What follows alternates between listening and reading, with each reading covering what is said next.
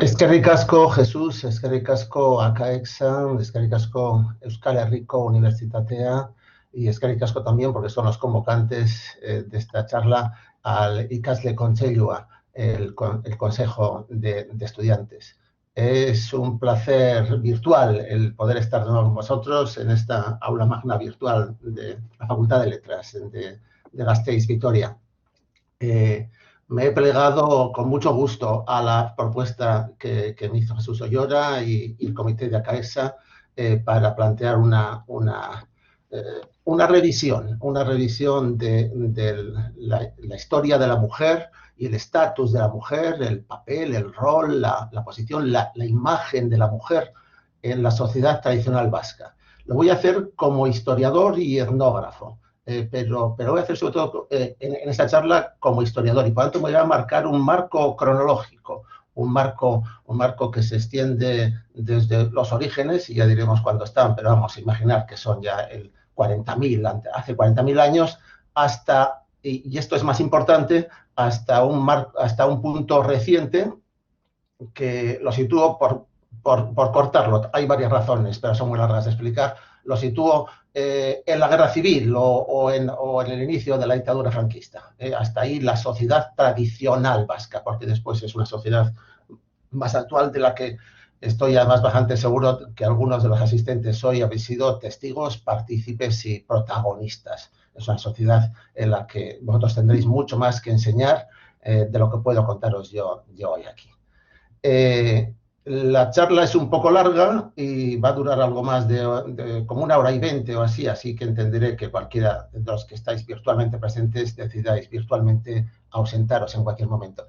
La tendré que interrumpir en un momento para cargar un segundo bloque de diapositivas en la presentación. Así que hacia poco antes de media hora antes de acabar, la interrumpo, hago una conexión rápida y vuelvo a presentaros las siguientes imágenes. Es una charla con imágenes. A mí me gusta mucho el poder histórico, sobre todo de evocación, de presentación de la imagen. Me he especializado con los años en la historia de las artes visuales y demás, y la arquitectura, la escultura, la pintura, la fotografía y demás. Y por eso quiero también recogerlo aquí y utilizar este medio, que me ha supuesto una investigación suplementaria para localizar eso, imágenes anteriores todas a la guerra civil, obviamente, y que puedan ilustrarnos cómo ha sido vista, cuál es la imagen y cuál ha sido la realidad de la mujer en la sociedad tradicional vasca. Y sobre todo cuestionar, y eso va a ser la primera parte de nuestra propuesta, cuestionar o criticar el estilo kantiano, en el sentido de buscar cuál es la mejor manera de presentarlo, criticar si ese lugar común que todos muchas veces citamos o que escuchamos en conversaciones incluso populares e informales, de que los vascos y las vascas somos distintos de otros pueblos porque somos o hemos sido un matriarcado. Vamos con ello. La mujer vasca. Quiero trasladaros y compartir una imagen histórica de la mujer vasca. Una imagen que es difícil de aprehender, que es difícil de capturar porque las mujeres, las vascas y las de cualquier otro territorio, nación o país, cultura o pueblo del mundo han estado ocultadas y tienen una historia que hasta hace muy poco tiempo era una historia intangible, invisible. Es verdad que para sustituir o suplantar esa historia, esa intangibilidad de las mujeres, muchas veces se ha sustituido la realidad histórica, la realidad social, la realidad física, materializable de las mujeres por una leyenda y por unos mitos, por unas narraciones que casi siempre han sido inventadas por hombres. El objetivo de esta charla es visibilizar a las mujeres reales en una historia que hasta ahora ha sido contada por hombres. Intentar identificarlas, nombrarlas y sobre todo reconocerlas en la memoria de sus espacios, de sus relaciones, de las huellas que han dejado, casi siempre involuntariamente, casi siempre de manera no programada y por eso tal vez más espontáneas, cuando es que no han sido manipuladas estas imágenes por quienes las creaban y las tomaban. Quisiera empezar con esta frase de la profesora Consuelo Vega, autora del libro interesantísimo de La mujer en la historia. Dice que si entre los hechos históricos, y esto es una advertencia para los historiadores, que sé que hay algunos presentes aquí, Si entre los hechos históricos tenemos solo en cuenta las actividades como la guerra y no la producción de ropas y alimentos, si tenemos en cuenta la posesión de propiedades en vez de la producción y el trabajo, la mujer quedará fuera de la historia, será invisible. Esto es lo que vamos a tratar de evitar, que la mujer sea invisible a través de la historia. Lo ilustro con una imagen de hace 410, 411 años. Una imagen en la que yo he marcado en ese grupo de mujeres a una concreta, rodeada con ese óvalo de color amarillo y con una gruesa flecha. Tiene un número, no tiene un nombre, pero tiene un número y dice mujer de Amurrio, mujer de Amurrio. Una mujer alavesa. Una mujer alavesa recreada por un autor también alavés, que es la primera persona que nos ha devuelto o que nos ha querido trasladar una imagen real de las mujeres de su tiempo. Esta persona se llama... Uy, me está pareciendo que no tengo aquí bien, no están encajadas bien las imágenes y no las veo yo. No sé si veis el texto completo de la parte izquierda, pero si no, os lo tendré que ir leyendo. Esta persona es Francisco de Mendieta, un ayalés que vive a finales, en la segunda mitad del siglo XVI y la primera década del siglo XVII, y que desarrolla casi toda su vida en Bilbao, en el taller de su padre biológico, que tardó mucho tiempo en querer reconocerle como hijo legítimo y permitirle utilizar su apellido, un apellido que era Vázquez, y con el cual nuestro Francisco de Mendieta firma en algunas ocasiones documentos y incluso algunas de sus obras. Es un pintor, Francisco de Mendieta es un pintor de Menagaray. Es un pintor hijo de madre soltera, hijo de una criada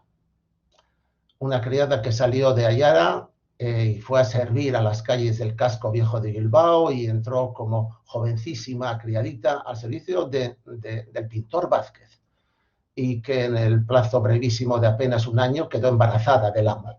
Un amo que estaba casado, que tenía hijos y familia a la que atender y que decidió inmediatamente mandar a la madre de Francisco de vuelta al pueblo, de vuelta al pie de la sierra de Gorovell, de la sierra de Orduña, de la peña de Orduña. Allí se crió Francisco, entre su madre, su abuela, sus tías, en un mundo muy femenino, hasta que, no pudiendo él mantener y teniendo que dar un oficio, su madre le mandó con un paquetito y una nota de nuevo a Bilbao para que su padre le enseñase el oficio de pintor. Y lo hizo tan bien que pudo ganarse la vida y además procreó una familia, un pequeño linaje de pintores, emparentando a su propia hija, después con un pintor flamenco y siendo abuelo de otros pintores interesantísimos de comienzos del siglo XVII, una etapa muy poco conocida en nuestra historia. Lo singular de Francisco de Mendieta es que nos presenta una imagen idealizada, es una imagen política, es una imagen que no ocurrió nunca en la realidad. Nos presenta dos cuadros enormes creados para las juntas de Guernica y creados con la intención de defender la hidalguía en el fuero de Vizcaya, en el fuero nuevo de Vizcaya. En estos cuadros, de los cuales aquí os traigo una muestra, este es el cuadro que se titula O boda en Begoña, o bien también Los esponsales, con un título más técnico, pueden valer los dos, los que queráis. Nos muestra un enlace entre dos hidalgos. Ella es la mujer que está vestida con ese gran vestido rojo de brocado y el hombre vestido con unas mallas y calzas cortas. Están ante el altar de Nuestra Señora de Begoña, el gran modelo de la vida femenina en Vizcaya al menos, y en parte también de Guipúzcoa y del norte y en la Álava del Nervión al menos, y están rodeados por 50 mujeres, cada una de ellas ostentando un tocado identificado con un número, y ese número aparece recogido después en esta leyenda al pie del cuadro, en la franja inferior, e indica que Cada uno de esos tocados representa a un pueblo, o a un valle en algunos casos, o una ciudad. 50 mujeres, 40 son vizcaínas y las otras 10 son perivizcaínas del entorno inmediato. Ya veis, estaba la de Amurrio en el Murrio 18, hay pocas alavesas, hay alguna más guipuzcoana y las hay cántabras e incluso menesas del norte de Burgos. Este es el primer retrato colectivo de mujeres de la historia del arte europeo, posiblemente de la historia del arte mundial, pero como no conozco el arte asiático, no me quiero meter en jaleos de si existen precedentes anteriores en este caso. Este retrato colectivo de mujeres nos presenta a las mujeres como portadoras de la identidad total, de la identidad global, de la identidad integral de sus pueblos de origen.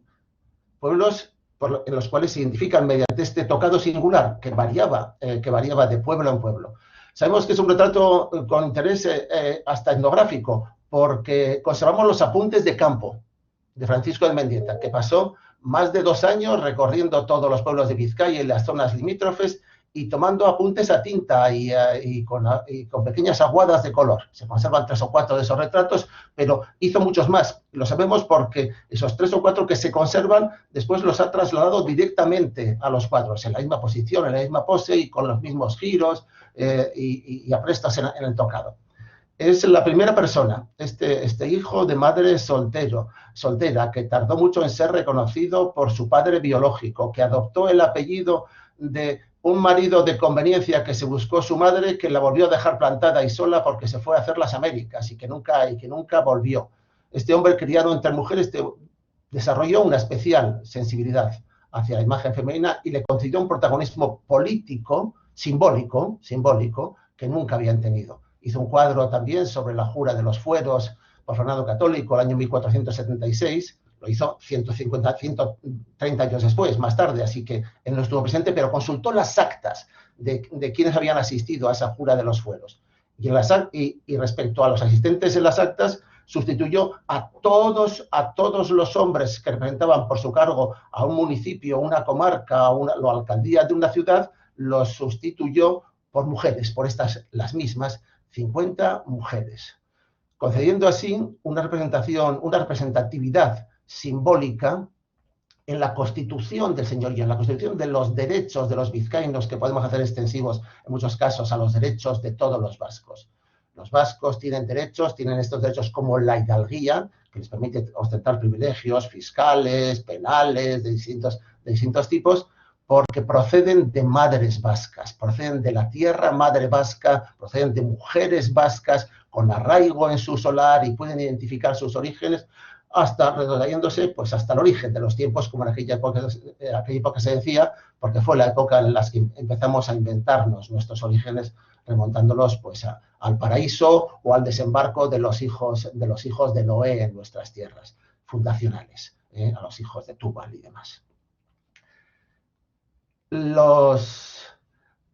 Esta idea de que la mujer tenga tanto protagonismo simbólico, insisto, ninguna de estas mujeres estuvo allí, ni en el otro cuadro. ¿Nos indica acaso que estamos ante una sociedad, la sociedad vasca, que valoraba a las mujeres, que las apreciaba por encima de los varones, que sustituía a los varones por mujeres, es decir, a los alcaldes y a los representantes políticos elegidos o nombrados a dedo de cada uno de los pueblos, los sustituía por mujeres porque estas mujeres representaban mejor la identidad de los pueblos? ¿Es esta la imagen de una sociedad matrilineal, matrifocal, matriarcal, matriarcalista? Pues lo cierto es que lo dudamos. Vamos a afinar un poquito las definiciones para poder compartir un lenguaje común en esta charla. Cuando hablamos de matriarcado lo decimos informalmente y se suele decir para indicar de manera un poco acomplejada y sobre todo cuando el nombre se utiliza por varones, que el País Vasco es un lugar, que Euskal Herria es un lugar donde las mujeres mandan mucho, tienen mucha autonomía, tienen mucho poder. Pero ¿qué es en verdad un matriarcado en sentido estricto? Aquí os pongo una de las definiciones posibles. Un matriarcado es un sistema social desigual y asimétrico entre los géneros, en el que las mujeres poseen el poder político, la autoridad moral, los privilegios sociales y económicos y las principales propiedades materiales, excluyendo de este poder a los hombres. Seguro que todos os estáis sonriendo, todos y todas os sonreís mucho con esto, porque esta es obviamente una definición teórica. Nunca ha existido ningún matriarcado en la historia de la humanidad que haya podido ser documentado. En la práctica de la investigación histórica y en la práctica de investigación antropológica, es decir, en sociedades actuales y en sociedades del pasado, los expertos jamás han descubierto una comunidad que tenga todas estas características. Así que podríamos terminar aquí parte de la conferencia, es decir, el matriarcado vasco no existe y ya está, porque no ha existido nunca ni en ningún sitio. Pero el matriarcado vasco ha dado mucho juego entre nosotros y no de toda la vida, no es algo beticoa, no es algo de siempre. El matriarcado, tal y como lo citamos hoy de manera abundante y de manera, como digo, casi siempre muy superficial, es una invención reciente y además tiene buenos y bien intencionados orígenes. El matriarcado es una construcción utópica masculina del siglo XIX, que se inspira en la lectura de gabinete de narraciones clásicas de la antigüedad griega y latina, y no en evidencias arqueológicas contrastadas ni en la investigación de campo antropológica. Inicialmente se le llamó ginecocracia, pero resulta un poquito más difícil de pronunciar, es menos eufónico. Y es verdad que cuando se inventa el concepto de matriarcado o de la ginecocracia, a fines del siglo XIX, entre los socialistas utópicos, hay que decir la verdad, en esa narración inventada, tienen mucho protagonismo los primitivos, el pueblo cántabro que resistió a Roma. Y todavía en esa época se pensaba que los cántabros y los vascos eran los mismos. Hoy en día sabemos que no tenían nada que ver entre sí, que los cántabros eran un pueblo celta, ibérico, y que aguantaron mucho más y que fue necesario el envío de grandes cantidades de tropas, la venida del propio Augusto, de Agripa, para dominarlos y conquistarlos, cuando ya los vascones, los autrigones, los carietes, los perones estaban ya conquistados por Roma. Se le inventó este buen señor, que era un profesor de Derecho Romano de la Universidad de Basel, de Basilea, Johann Jakob Bachhofen, Juan Santiago Bachhofen. Y escribió este libro que se titula Das Mutterrecht, el derecho materno, el derecho de la madre, del año 1861. Es también el autor de la invención de la teoría de una religión matriarcal prehistórica. Hay que decir la verdad, y no me extrañaría que me dijeseis todos en este momento que nadie conoce a este Bachhofen y que nunca habíais oído hablar de él. No tuvo ningún éxito en su momento. La difusión de este joven, de este socialista utópico, habría que encuadrarle dentro de ese movimiento, en su momento no tuvo prácticamente ninguna relevancia, pero fue recuperado después, ha sido rescatado posteriormente, ya en el siglo XX, y recibido con auténtico alborozo por parte del movimiento feminista de la segunda ola, no de la ola sufragista, que sería la primera ola, sino la segunda ola de mediados del siglo XX. Él es el inventor del matriarcado. Él es el inventor del matriarcado y de una religión matriarcal prehistórica.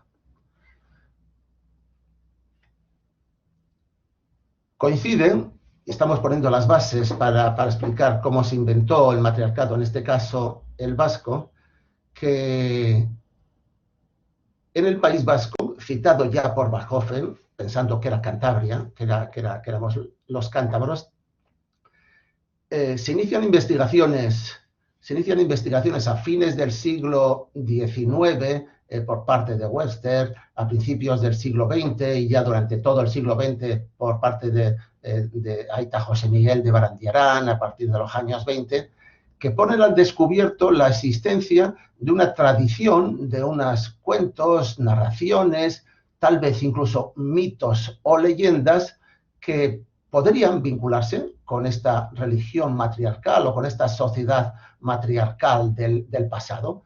Y el primero que lo documenta, las documenta es un joven sacerdote, Ataundarra, José Miguel de Barandiarán, que dice que le ha oído el cuento antes de cumplir los 13 años a su amá en el caserío Peronesarra de Ataun. Su madre era una mujer muy católica, muy creyente, le cuenta unas tradiciones moralizantes de un personaje llamado Mari, el genio de las montañas, es como lo bautiza en sus primeras publicaciones Aita José Miguel, que es una Mari terrible y vengativa, que se transforma de persona en un ramalazo de fuego, que es capaz de convertirse a veces en dragón, que se oculta en las cavernas, y que condiciona su relación con los seres humanos al cumplimiento de algunas promesas o a la imposición de algunas maldiciones que se hacen realidad y que acaba desapareciendo Mari refugiándose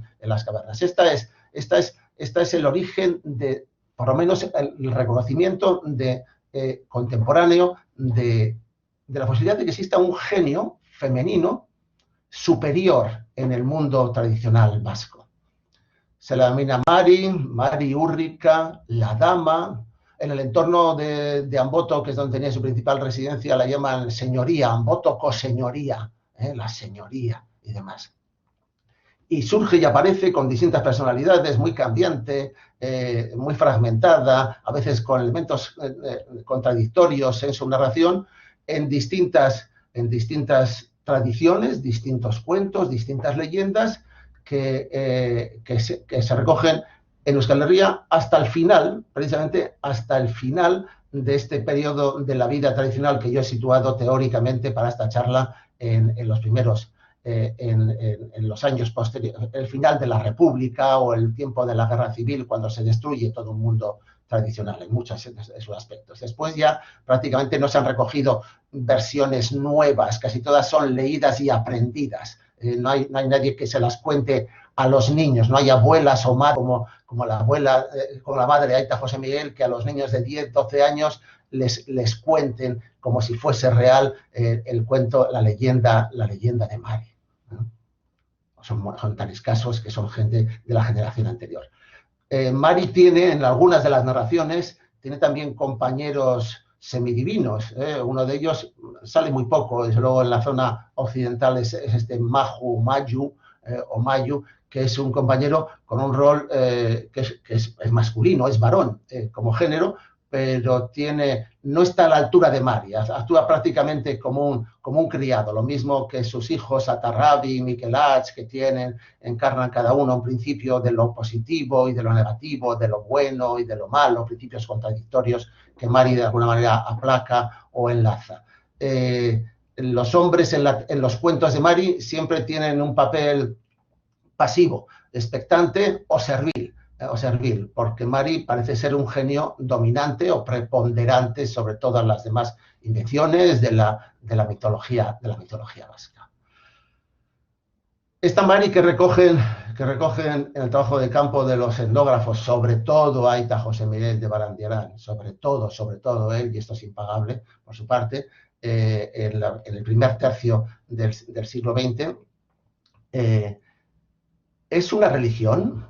¿Es un mito? ¿Es una leyenda? De nuevo quiero aclarar algunos conceptos para que no los mezclemos del todo.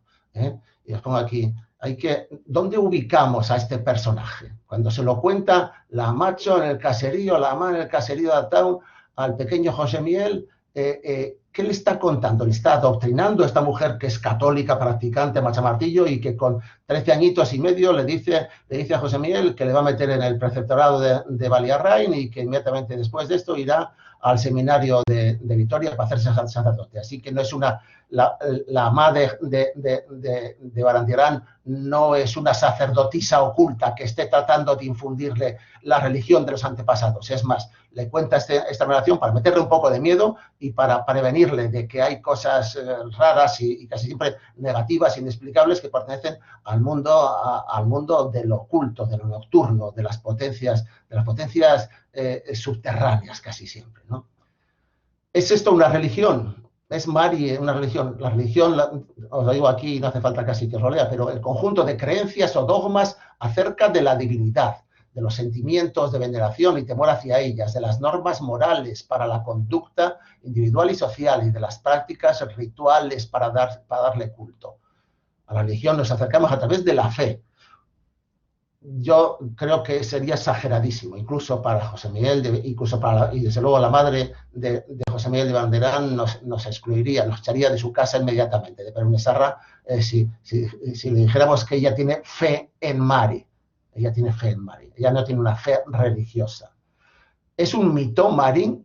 Los mitos, estas son las definiciones posibles, la más simbólica, la que se aproxima más al concepto clásico del mito, es una narración maravillosa, situada fuera del tiempo histórico, tiene su propio tiempo y protagonizada por personajes de carácter divino o heroico, híbridos, caben las quimeras, los seres medio animales, medio personas, que tiene como función interpretar simbólicamente y ordenar el origen del mundo y los grandes acontecimientos de la humanidad.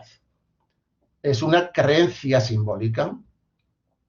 Nadie de los que cuenta el mito cree que haya existido nunca, pero sirve para ordenar, sirve para ordenar aspectos inexplicables, o por lo menos inexplicables desde el punto de vista precientífico, de la realidad, del mundo, del universo, de la procreación y del origen de la vida, vale para casi todo, del origen de las mareas o del crecimiento del trigo en los campos.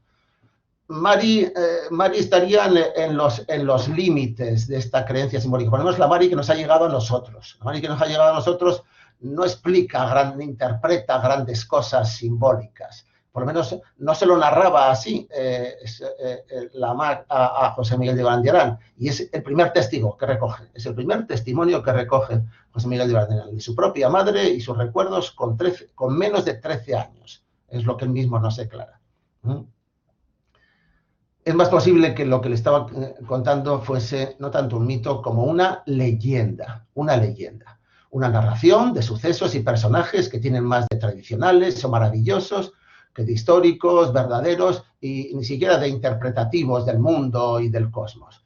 Es un cuento popular, con cierto arraigo, con cierta difusión, que aparece reinterpretado en distintos lugares y que cada narrador hace suyo sin preocuparse de cambiarle atributos y más, porque no es una cuestión de fe, ni tampoco es una cuestión de atributos simbólicos perfectamente cerrados y acotados que definen esto. Son los poderes de Mari. Mari contribuye a las tormentas, al crecimiento de la agricultura o a la procreación de los animales. Si fuese una creencia simbólica establecida y normalizada, todos estos elementos no podrían ser cambiados, no podrían ser reinterpretados. Lo cierto es que no tenemos, excepto alguna que os voy a decir ahora, narraciones muy anteriores normalizadas. Mari entraría más dentro de las leyendas, igual que casi toda la euskal mitología, la mitología vasca. Forma parte de las narraciones populares que tendrán un origen anterior, pues hay que ver. Los historiadores exigimos siempre que nos dicen, no, esto será hace mucho tiempo, exigimos que nos digan, ¿hace cuánto? ¿Desde cuándo? Hoy sabemos que muchos de los personajes fundamentales de la mitología vasca tienen un origen que no es prehistórico, que no es el neolítico, que ni siquiera es medieval, sino que tiene origen en la edad moderna, reciente, ¿no? Muchos de las narraciones de los Wasahaus son posteriores. Se inventan por primera vez después del siglo XVI y XVII, de los gentiles y demás. Son cosas bastante más recientes, no se remontan a un pasado prehistórico arcaico. Y sin embargo, y esta sería la última de las definiciones que os quiero aportar aquí, vamos a utilizar todas ellas: religión, mito, leyenda y ficción literaria.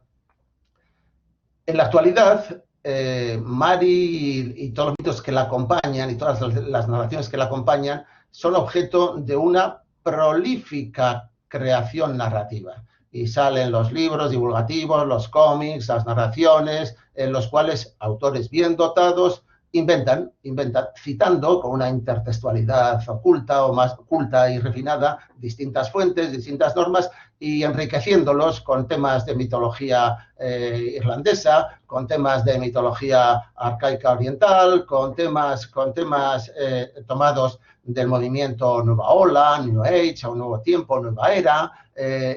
Bueno, pues con todo eso se puede recomponer a nuestro gusto, a gusto de lo que es una ficción literaria con una buena narración, buena parte de la imagen que hoy en día estamos difundiendo. Porque hoy en día los Los niños no aprenden las cosas de Mari en el regazo de la madre, delante del beco súa del fuego bajo del caserío de Ataun, sino que lo aprenden en los libros de texto autorizados en la Ikastola, y lo estudian como tal. Hay una unidad que se llama Euskal Mitología. El Barandiarán que salió al exilio a consecuencia de la guerra civil, y el Barandiarán que volvió en los años 50 a instalarse inicialmente de manera discreta en Ataun y que después ya participa pues en la Universidad de Salamanca, en el embrión de las enseñanzas de cultura vasca en la Universidad de Navarra y finalmente ya hasta en Vitoria y en Gasteiz y demás. Ese Barandiarán es un Barandiarán distinto que trata de sistematizar algunas de las cosas que había recogido en la etapa preguerra civil, que había recogido en la etapa anterior a la guerra civil, o que había recogido con los últimos testimonios de gente que había vivido sobre todo y que lo había aprendido antes de la guerra civil y preferiblemente, como preferían él a sus testigos anteriores, que habían nacido antes del siglo XX, que eran gente con testimonios y memoria del siglo XIX al menos.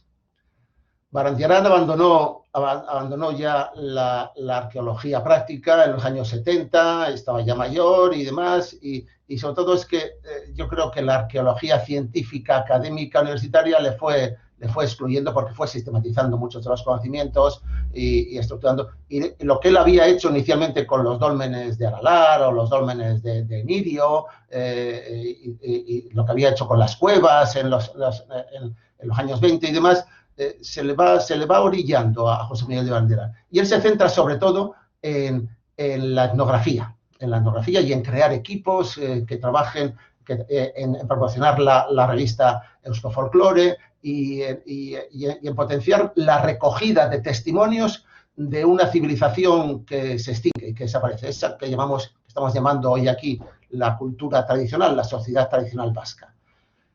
Es en esos años cuando construye el panteón vasco, cuando construye el entramado de mitos del pueblo vasco y cuando incorpora nuevas y recientes lecturas, nuevas tendencias de la antropología cultural norteamericana, británica, incluso francesa. Es en esos momentos, desde fines de los 50, principios de los 60, cuando está surgiendo en el mercado y se alinea bastante bien con la segunda ola del feminismo, la teoría de que en la prehistoria europea existió una gran diosa madre universal que se encarna materialmente en hallazgos arqueológicos, como son las Venus paleolíticas y las Venus neolíticas. Habría que extenderlo también aquí. Aquí presento una galería de las que han estado disponibles hace mucho tiempo, pero se ha encontrado el año pasado en Amiens otra de 23.000 años de antigüedad y seguirán apareciendo. No han aparecido con estas formas ninguna todavía en el territorio de Baskonia, del País Vasco. La gran difusora de la teoría de la gran diosa, de la diosa madre europea, de la diosa prehistórica, fue la profesora lituana Marija Gimbutas, que vivió la ocupación soviética en Lituania, la ocupación nazi, que acabó yéndose a Estados Unidos, que practicó la arqueología y la traducción de textos antiguos de la Europa oriental en la Universidad de Harvard y que terminó como profesora en UCLA, en la Universidad de California, Los Ángeles. Esta es Marija Gimbutas. Marija Gimbutas, a que no le gustaba, y por eso lo pongo aquí, que se dijera que tal vez estas Venus paleolíticas y las neolíticas no eran más que manifestaciones de mujeres reales, atopigias, como esta bosquimana, que tenían cuerpo con esas características tan parecidas a las de las Venus del pasado. Marija Gimbutas creía que las culturas matriarcales de la prehistoria, que se habían extendido desde el 30.000 antes de nuestra era, ella no llegaba hasta el 40.000, pero podía haber llegado hasta el 40, 45.000 en Europa, hasta el 8.000 antes de nuestra era. Decía que habían sido derrotadas finalmente por la expansión de una cultura patriarcal, de los guerreros Kurgán, de los guerreros de la Edad del Bronce, que habían conquistado Europa montados en sus caballos y en sus carros de combate, sobre todo. Eran los guerreros indoeuropeos, también entre ellos, que también habían difundido en toda Europa su nueva lengua en las tierras que dominaban. Una lengua, una invasión, una gran marea cultural y lingüística de la que solo se había salvado una única lengua en Europa Occidental, que sería el euskera. Por eso, cuando en el año 89, es uno de los últimos libros, el más redondo tal vez de los que publicó, sobre la diosa, gira todos en torno a la diosa, Marilla Gimbutas recoge ya hasta 7 referencias directas a la tradición vasca, a la tradición de Mari. Y es ella la que facilita todo el armazón teórico, el armazón práctico lo tenía ya, los testimonios prácticos los tenía ya Aita José Miguel. Es ella quien facilita el armazón teórico para completar en todo ese proceso que inicia en los años 50 la idea de que tal vez en Euskal Herria, en Baskonia, al mismo tiempo que se había conservado la única lengua no indoeuropea, o pre-indoeuropea, perdón, que es mejor, para excluir el magiar y el logofínico, la única lengua no indoeuropea de Europa Occidental, se había salvado también la religión de la diosa. La religión de la diosa. Y con ella todo lo que llevaba aparejado, que era una sociedad estructurada en torno al poder de las mujeres. Una sociedad matriarcal en la que las mujeres transmitían la herencia, que las mujeres ostentaban el poder representativo, el político, social, tenían autoridad moral superior. Es decir, la definición que hemos dado antes del matriarcado. Marilla Gimbutas creyó también hasta el final que tal vez había sobrevivido rastros, fragmentos, en ese naufragio del matriarcado de la prehistoria, en el único lugar de Europa en el que había sobrevivido una cultura prehistórica, una lengua prehistórica al menos. Marilla Gimbutas no hizo nunca trabajo de campo, obviamente, en Euskal Herria, y se fiaba de las lecturas de lo que le traducían de Barandiarán, que ha sido poco y mal traducido al inglés, y eso se lo pierden ellos. No teníamos ninguna Venus paleolítica, neolítica en Euskal Herria hasta que hace menos de 18 años, unos 18 años, en una cueva de Deva, encima de las canteras de Sasiola, o dentro de las canteras de Sasiola prácticamente, porque la están casi engullendo, la cueva de Praileaich, se encontró un collar, los restos de lo que ha sido interpretado correctamente, casi seguro, como un collar formado por pequeñas piedritas de río muy pulidas, negras, oscuras, perforadas para ser enhebradas con un hilo, que el hilo es la única parte orgánica y es lo que ha desaparecido, obviamente, dentro de este collar. Este collar, las cuentas de ese collar tienen un ensanchamiento central que podría simular o tratar de representar de manera muy avanzada la forma de las caderas de una mujer, como os pongo aquí comparativamente con las Venus paleolíticas y demás. Hay quien dice que tal vez sea solo las pesas, se lo he oído a un arqueólogo muy querido por otra parte, que tal vez sean solo las pesas de una red de pesca en el río Deva, en la zona de la ría. Otros dicen que pueden ser simplemente adornos de una forma bella, simplemente estéticamente, pero adornos abstractos, que puedan ser amuletos de la fecundidad, o que esta puede ser la única cueva de culto, porque no es una cueva habitable, Praileaich, una cueva en la que se rendía culto a la diosa madre, así que sería la única prueba de que existió una religión en el pasado entre los vascos, en el lugar que ahora ocupan los vascos, donde se adoraba a esta diosa madre de Marilla Gimbutas. Esto es paleolítico, este collar es paleolítico, pero significaría que habría que darle continuidad desde estas Venus paleolíticas hasta principios del siglo XX, que es cuando la madre de José Miguel de Barandiarán le cuenta la leyenda o el cuento de Mari. ¿Tenemos alguna prueba o evidencia en estos los últimos 20.000 años de historia de Euskal Herria de que haya existido, de que si este es, que todavía hay muchísimas dudas, si este es efectivamente un amuleto dedicado a la maternidad o a la diosa madre, a esa diosa madre universal, si es un amuleto, y representa una sociedad matriarcal, sería la única prueba de la que dispondríamos, y eso es muy criticable. a ver si se ha mantenido las siguientes fases culturales por las que ha atravesado Euskal Herria. Se mantuvo este culto en el Neolítico cuando llegan los primeros agricultores y pastores hace 6.500 años, entrando por la Rioja Alavesa. Ya veis aquí el dolmen de la Hechicera y al fondo la torre, el campanario del Villar. Esa ha sido una teoría que se ha defendido por parte de los matriarcalistas, que son muchos, que es una opinión muy, muy difundida y muy asentada, aunque con poca bibliografía razonable crítica.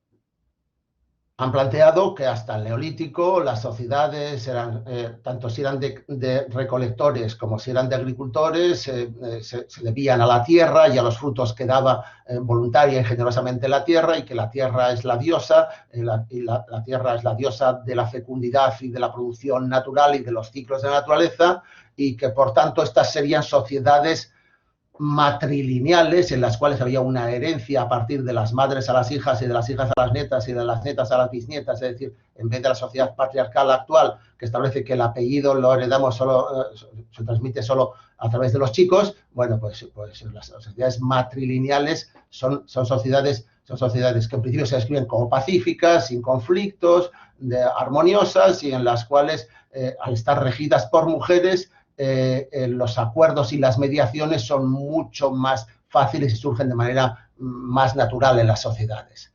Lo cierto es que la arqueología actual, la más reciente, nos está demostrando que el Neolítico fue un constante carnario de enfrentamientos, de muertes violentas, de ataques, de disputas por territorios, por pastos, por zonas agrícolas, por mujeres. Tenemos muchas muestras cada vez más en el Pirineo, en Europa, también entre nosotros, de cadáveres o de restos óseos que todavía tienen las muescas de los cortes de las hachas, las flechas incrustadas entre las vértebras, en la clavícula o en el pecho.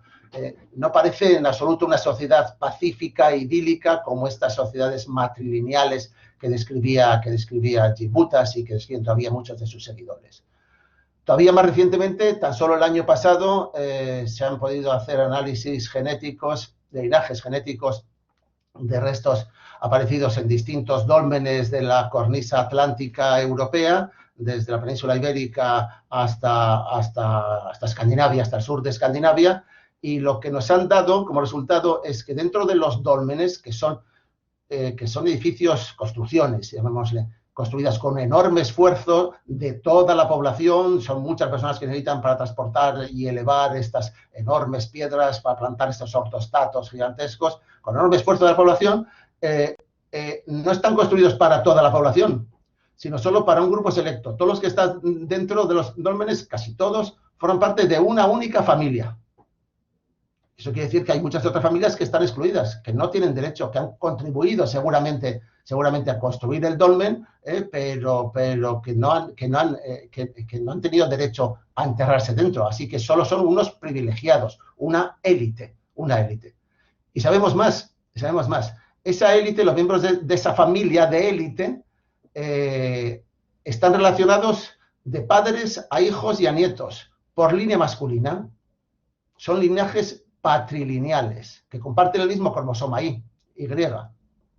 Así que son una sociedad violenta, de linaje patrilineal, con élites dominantes y poderosas. La verdad es que todo el montaje en torno a la posibilidad de que hubiesen tenido una diosa neolítica, madre de la agricultura pacífica, que hacía que todos conviviesen en armonía, se nos están deshaciendo ante las nuevas evidencias materiales que contradicen las construcciones teóricas. Y este es el problema central de toda esta charla que os estoy dando, que las construcciones teóricas que hemos probado en distintos momentos de la historia para explicar el pasado, cuando no teníamos documentos o cuando no teníamos hallazgos de cultura material, pues ceden, y tienen que ceder cuando sí vamos a aportar análisis físico-químicos, análisis orgánicos, análisis de cultura material, interpretaciones que pueden ser más correctas porque explican más, sobre todo explican mejor el pasado. Después del Neolítico, la edad de los metales, el bronce, la edad del hierro, asistimos a una proliferación de signos funerarios vinculados a las ruedas solares, a las esvásticas, son los Iruburus, Lauburus, Bosburus o Multiburus, ponerle tantas cabezas como queráis porque aparecen en todos los formatos y demás. Están vinculados en este momento, en la Edad del Hierro, a nosotros nos digan en la Segunda Edad del Hierro, es decir, en el último medio milenio, los últimos 300 años antes de la era cristiana, están vinculados a pueblos de cultura simbólica celta. No estoy diciendo étnicamente celta, ni genéticamente celta, porque no sabemos lo que es. Hoy en día cada vez más pensamos que los celtas no es ni un pueblo ni una etnia, sino que es un complejo sobre todo lingüístico-cultural. Y en ese caben muchos pueblos que pueden tener orígenes y tradiciones distintas. Pero este tipo de soles de 3 brazos, en este caso, que os traigo aquí, vienen de una tradición indoeuropea y son símbolos del ciclo de la reencarnación y el samsara, y son también de Surya, el dios sol, un dios que muere por la noche y que vuelve a aparecer rodando al otro lado del mundo oscuro, vuelve a aparecer al amanecer para dar vida y para permitir florecer la existencia de los animales, de las plantas y de los seres humanos. Se difunde entre nosotros y no tiene nada que ver con la pervivencia. ¿Dónde se ha ocultado este posible culto matriarcal, este posible culto a la diosa madre? Pues no lo vemos aparecer por ningún lado.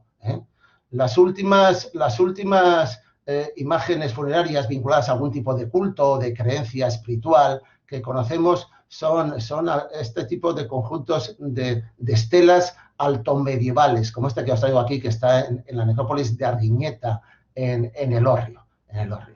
Es el gran apoyo, es la gran justificación material de quienes proponen que un culto precristiano y prerromano ha sobrevivido entre los vascos. Es el único, no tenemos prácticamente nada más en que apoyarnos. Si nos caen las estelas de Arguiñeta, estas concretas, no las que tienen curtes, sino estas que son como una rueda con múltiples radios, 8 radios terminados en bolas, es que no tenemos dónde agarrar, dónde colgar la hipótesis de que existió una religión matriarcal, de una diosa matriarcal precristiana e incluso prerromana.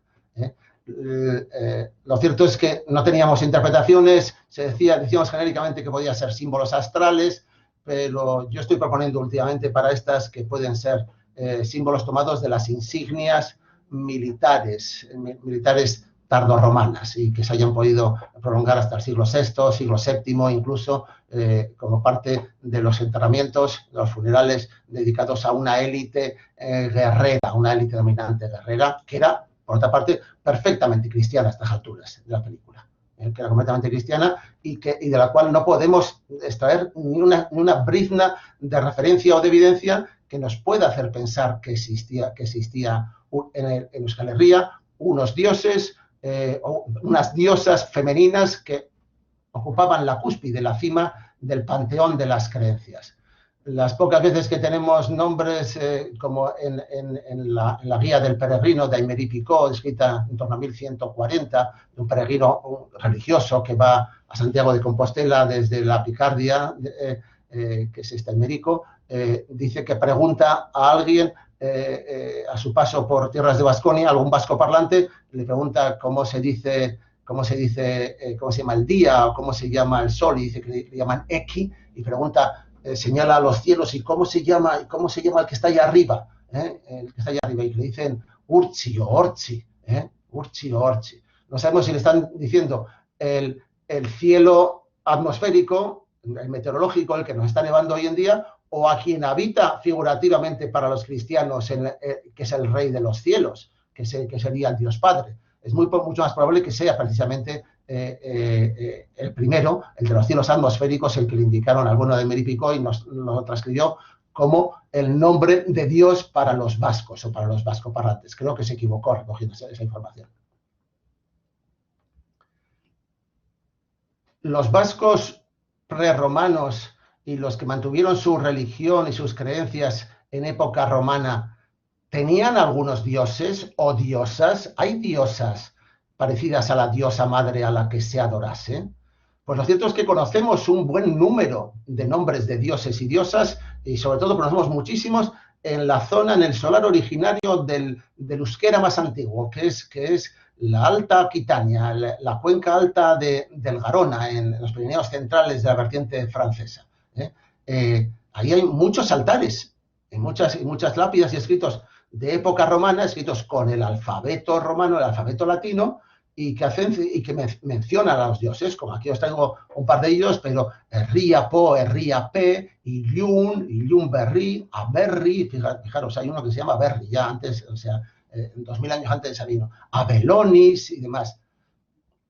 Estos son dioses que no son dioses romanos, a pesar de que la población ha sido conquistada y ha sido romanizada, pero esta población mantiene sus nombres propios y personales y casi con toda seguridad su propia lengua, que es una variante antigua del euskera, y mantienen porque nadie se ha empeñado en quitárselos sus propios dioses locales.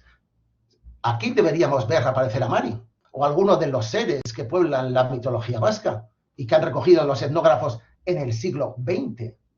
¿Por qué? ¿Por qué en el siglo XX aparecen restos de una religión prehistórica en cualquier caserío al que vamos, cualquier caserío antiguo al que pudiese ir Aita José Miguel de Barandiarán? ¿Y por qué no aparecen? ¿Por qué no aparecen 2000 años antes en los altares que los mismos euskaldunes le están dedicando a sus propios dioses locales sin ninguna imposición ni ninguna obligación de las autoridades romanas? Pues yo creo que si no aparecen es porque no existían. Yo creo que la explicación tiene que ser tan simple como eso. No tenían una diosa Mari. No había Basajaunak, no estaba Mayu, no estaba Miquelach, no estaba Tarrabi, no figuran estos. Estos no son los dioses en los que creían los antiguos vascones en la época prerromana, en la época precristiana. No, estos no son los dioses que podían haber pervivido desde la prehistoria, aunque también dudo mucho de que los de la prehistoria fuesen los mismos. Pues esto nos dejan, los hallazgos arqueológicos recientes y su interpretación nos dejan en una situación un poquito inestable, ¿no? Nos tenemos que preguntar, entonces, ¿qué pasa? ¿Existió alguna vez alguna fórmula, alguna forma de madre diosa en Baskonia? Pues como os digo, no teníamos muchas referencias de una diosa madre, hasta que hace 4 años. Entre los derrumbes y escombros acumulados en torno a la muralla, al pie de la muralla de Iruña-Beleia, los arqueólogos, simplemente sin excavarlos y fuera de contexto, han encontrado este pequeño altarcito. Es muy pequeño, es muy chiquito y lo podéis ver en el Vivat. Bueno, pues en este, os lo resaltaba aquí, para que veáis aquí, se dice que este siervo municipal de Beleia, Eucarpio, Beleia Servol, dedicavit, pone abajo, dedica este pequeño altar a la Matri Dea, a la diosa Matri, que es también la Magna Mater. ¿Veis aquí?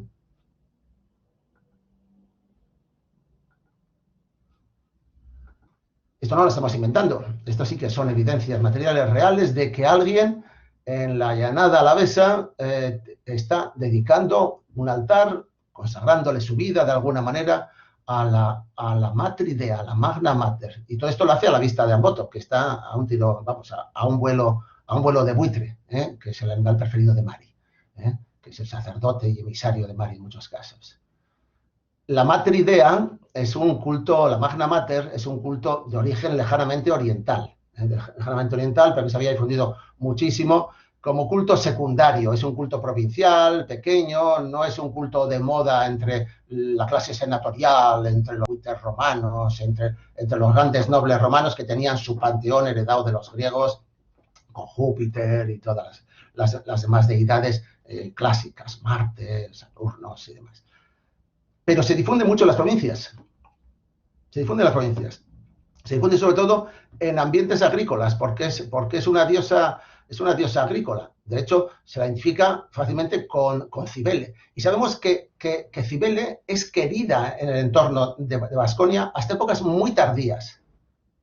También en Ayara se ha encontrado, Juanjo Hidalgo ha encontrado recientemente altares que tienen una figura de toro o de vaca y han aparecido y aparecieron en Espejo y aparecen en Burgos, en la Bureba, y aparecen en distintos lugares, en Navarra, en La Rioja. Estos altares que sabemos que están dedicados, que los llamamos taurobolios, porque se ofrecían ofrendas de vacas o entrañas, parte del despiece de una vaca, preferiblemente, a Cibele, a la matridea, a la magna mater, a la magna mater. Una magna mater, una matridea, una diosa madre, que en lugares como el entorno de Estella, en la villa de Arellano, tiene dedicada los mosaicos romanos del siglo IV de toda una gran sala unida a la biblioteca del gran dueño bodeguero de esa villa en la Navarra Media, en Tierra Estella, y que sabemos que está rindiéndole culto a Cibele, o que su aficionado al culto de Cibele, todavía 40, 50 y 60 años después de que esté legalizado el cristianismo, de que esté asentado y que se esté difundiendo por su entorno el cristianismo como religión todavía casi oficial, o que va a ser enseguida la religión oficial del Estado, del último imperio romano. Pues en esa época, gente de la antigua Vasconia, del mundo romano de Vasconia, que no sabemos si había venido de Oriente o era natural de allí, Aureliano, de Arellano, dedica su villa y la decoración al culto de Cibele. Así que sí que existe de época romana, al menos en época romana, entre otros muchos dioses y diosas del panteón clásico romano, en el mundo provincial de lo que hoy en día es Vasconia, sí que existe una práctica documentable de culto a la Dea Matri, a la Mater Dea, a la Magna Mater, que es, bajo sus distintas formulaciones, Cibele, y que aparece, como veis aquí, en un carro de fuego, cruzando el cielo, con algunos de los atributos que después nosotros le hemos atribuido o se los hemos tomado prestados para configurar la narración legendaria moderna de Mari, de nuestra Mari. Mari y el mito de la diosa madre de los vascos no parece que hayan sido nunca una religión secreta, alternativa, una religión reprimida por parte de los vascos que ya desde el siglo IV demuestran una tendencia lógica que se completa en los 2 siglos siguientes hacia la cristianización universal. Se cristianizan a su ritmo, como cualquier provincia un poco periférica y marginal del mundo que había sido romano, y es verdad que es un cristianismo poco culto, poco elaborado, con pocas lecturas, seguramente con sacerdotes, clérigos y presbíteros poco preparados intelectualmente y mucho menos teológicamente, en el que pueden sobrevivir cuentos, narraciones, leyendas, pero no sobrevive una religión alternativa, perseguida, una religión oculta. Así que quienes están intentando pintar a Mari como nuestra diosa, como la diosa de un gran panteón, equiparable al panteón grecolatino, a los panteones de dioses orientales, y que se mantuvo oculta y vinculada a las mujeres y al culto doméstico y a espacios especiales en la naturaleza, quienes están aprendiendo eso se olvidan de que el factor que más nos ha influido culturalmente en los últimos 2000 años no es Mari, una remota e incierta y probablemente imposible Mari, sino el cristianismo.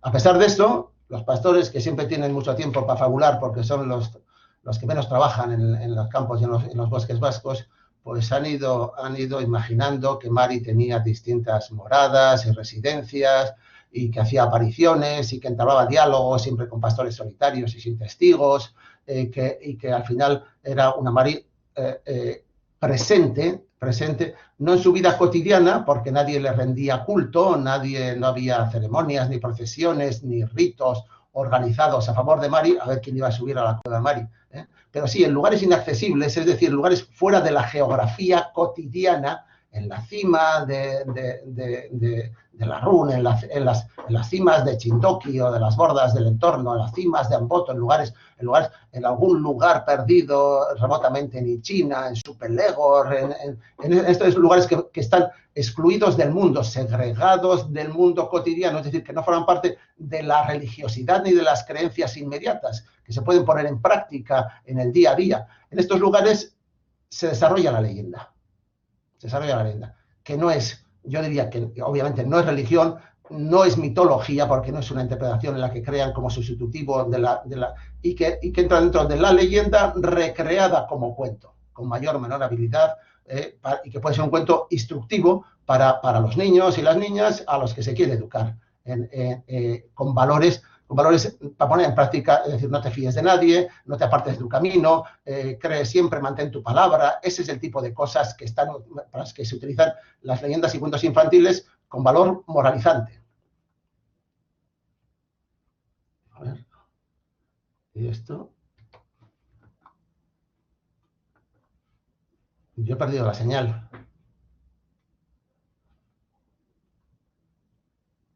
A ver, sí. Bueno. Habrá sido un segundo, te recibimos bien. ¿Y ahora? ¿Estáis viendo aquí a los...? Vale. Bueno, sí. María a veces no aparece con su figura de gran señoría, vestida con vestidos elegantes y demás, sino que se aparece como un buey o una vaca roja, un beigorri, reencarnada o galopando sobre el carnero, sobre Ari, como una hoz de fuego que cruza el cielo, cambiando de moradas de un lugar a otro. Son visiones pastoriles, son narraciones pastoriles, insisto, que no forman parte de una mística religiosa y de un sistema espiritual o de conocimiento organizado, sino que posiblemente se alimentan de cuentos que se transmiten entre ellos y de viejas leyendas que pueden remontarse a la religión romana, al culto de Amatris, igual que Basajau se puede remontar al Silvano de los romanos. Pues podría ser, ¿por qué no? ¿Por qué no? ¿Por qué no? Mari tiene muchas casas, pero vamos a quedar con la principal de ellas. Mari, sin embargo, es el único de los mitos, de los personajes, vamos a hablar en serio, de los personajes vascos que tiene una tradición literaria antigua, mucho más antigua que las narraciones que recogió Aita José Miguel de Barandiarán. La Dama de Amboto es un personaje que aparece ya en los libros escritos a mediados del siglo XIV y forma parte es la antepasada más ilustre de los señores de Vizcaya, de los Haro, de esta familia riojana, najerense, que es la propietaria de muchas tierras en Vizcaya y es la que ostenta la máxima autoridad jerárquica como representante y trámite ante los reyes, en esta época ya obviamente ante los reyes de Castilla. Hay un noble, hijo de rey, portugués que se llama Don Pedro de Barcelos, que escribe el libro de los linajes y dedica mucha atención al linaje de los Haro. Y en ese nos cuenta un mito que es el mito de Mari. Va don Diego López de Haro a caballo cazando jabalís por las peñas del Amboto, escucha una voz que canta y le embelesa, descubre que es una dama elegantísima y enjollada con un vestido rojo y largos cabellos también rubios o rojos, que en esa época no se distinguen mucho, la propone contraer matrimonio y ella le dice sí, pero, y le pone una condición, que es lo que hace siempre Mari. No me puedes ver nunca desnuda, ni bañarme, no te puedes nunca santiguarte, ni presignarte en mi presencia. Y obviamente esa condición, el tonto de su marido la incumple y Maris adopta entonces su forma verdadera, que es la de un ser híbrido, monstruoso, dragoniano, serpentino, con pies de cabra, con pies de pato, es decir, una de las figuras mitológicas que nosotros vinculamos hoy en día a las quimeras, los seres quiméricos que tienen un valor, es verdad, ya desde el mundo antiguo, que tienen un valor de divinización del ser humano, al mezclarlo con rasgos animalescos. Y esa es una referencia real, es una referencia histórica que los Haro posiblemente se han inventado para dotar a la genealogía de su casa de antecedentes míticos. Esto era una tradición que habían practicado los gobernantes de todas las épocas desde la antigüedad en el Mediterráneo. El propio Julio César decía que su familia venía directamente de Venus, y por eso Venus estaba ahí para protegerle. Esta Mari, a pesar de salir huyendo a Amboto después de que su marido, don Diego López de Haro, se presigna, después vuelve para ayudarle, le libera de la prisión de los moros en Toledo, favorece a la casa condal de Haro y les mantiene en el señorío de Vizcaya hasta que lo transmiten a los Lara y posteriormente pasa a manos de los reyes de Castilla. Bueno, quiere decir que hay alguien que está elaborando literariamente el mito de Mari en épocas tempranas para justificar la genealogía nobiliaria de una casa patriarcal, masculina, de hombres que son guerreros, gente que no tiene nada que ver con el matriarcalismo, ni con el matrilinealismo, ni con el matrifocalismo, ni con el matriarcado en ninguna de las concepciones o maneras en las que lo queráis citar. De hecho, el mito de Mari tiene una transposición prácticamente idéntica en el mito de Melusina de Lusignan. No sé si veis el cursor, a ver si lo puedo trasladar. A ver. ¿Se ve el cursor aquí? Bueno, encima de la torre de la derecha, que tiene el chapitel de teja roja, es la única torre con chapitel de teja roja, sale un dragoncillo. Esta es la ciudad de Lusignan, en el libro de las muy ricas horas del duque de Berry, y una de las joyas de la miniatura gótica, del gótico internacional europeo. Y ahí sí, hay otras casas nobiliarias francesas que para aumentar su prestigio social, dice que son descendientes de seres míticos.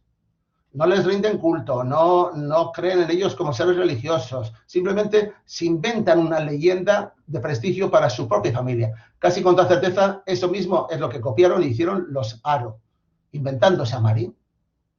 Igual no existía, igual la importaron de Francia, con quien tenían relaciones y contactos, o la leyeron en la literatura.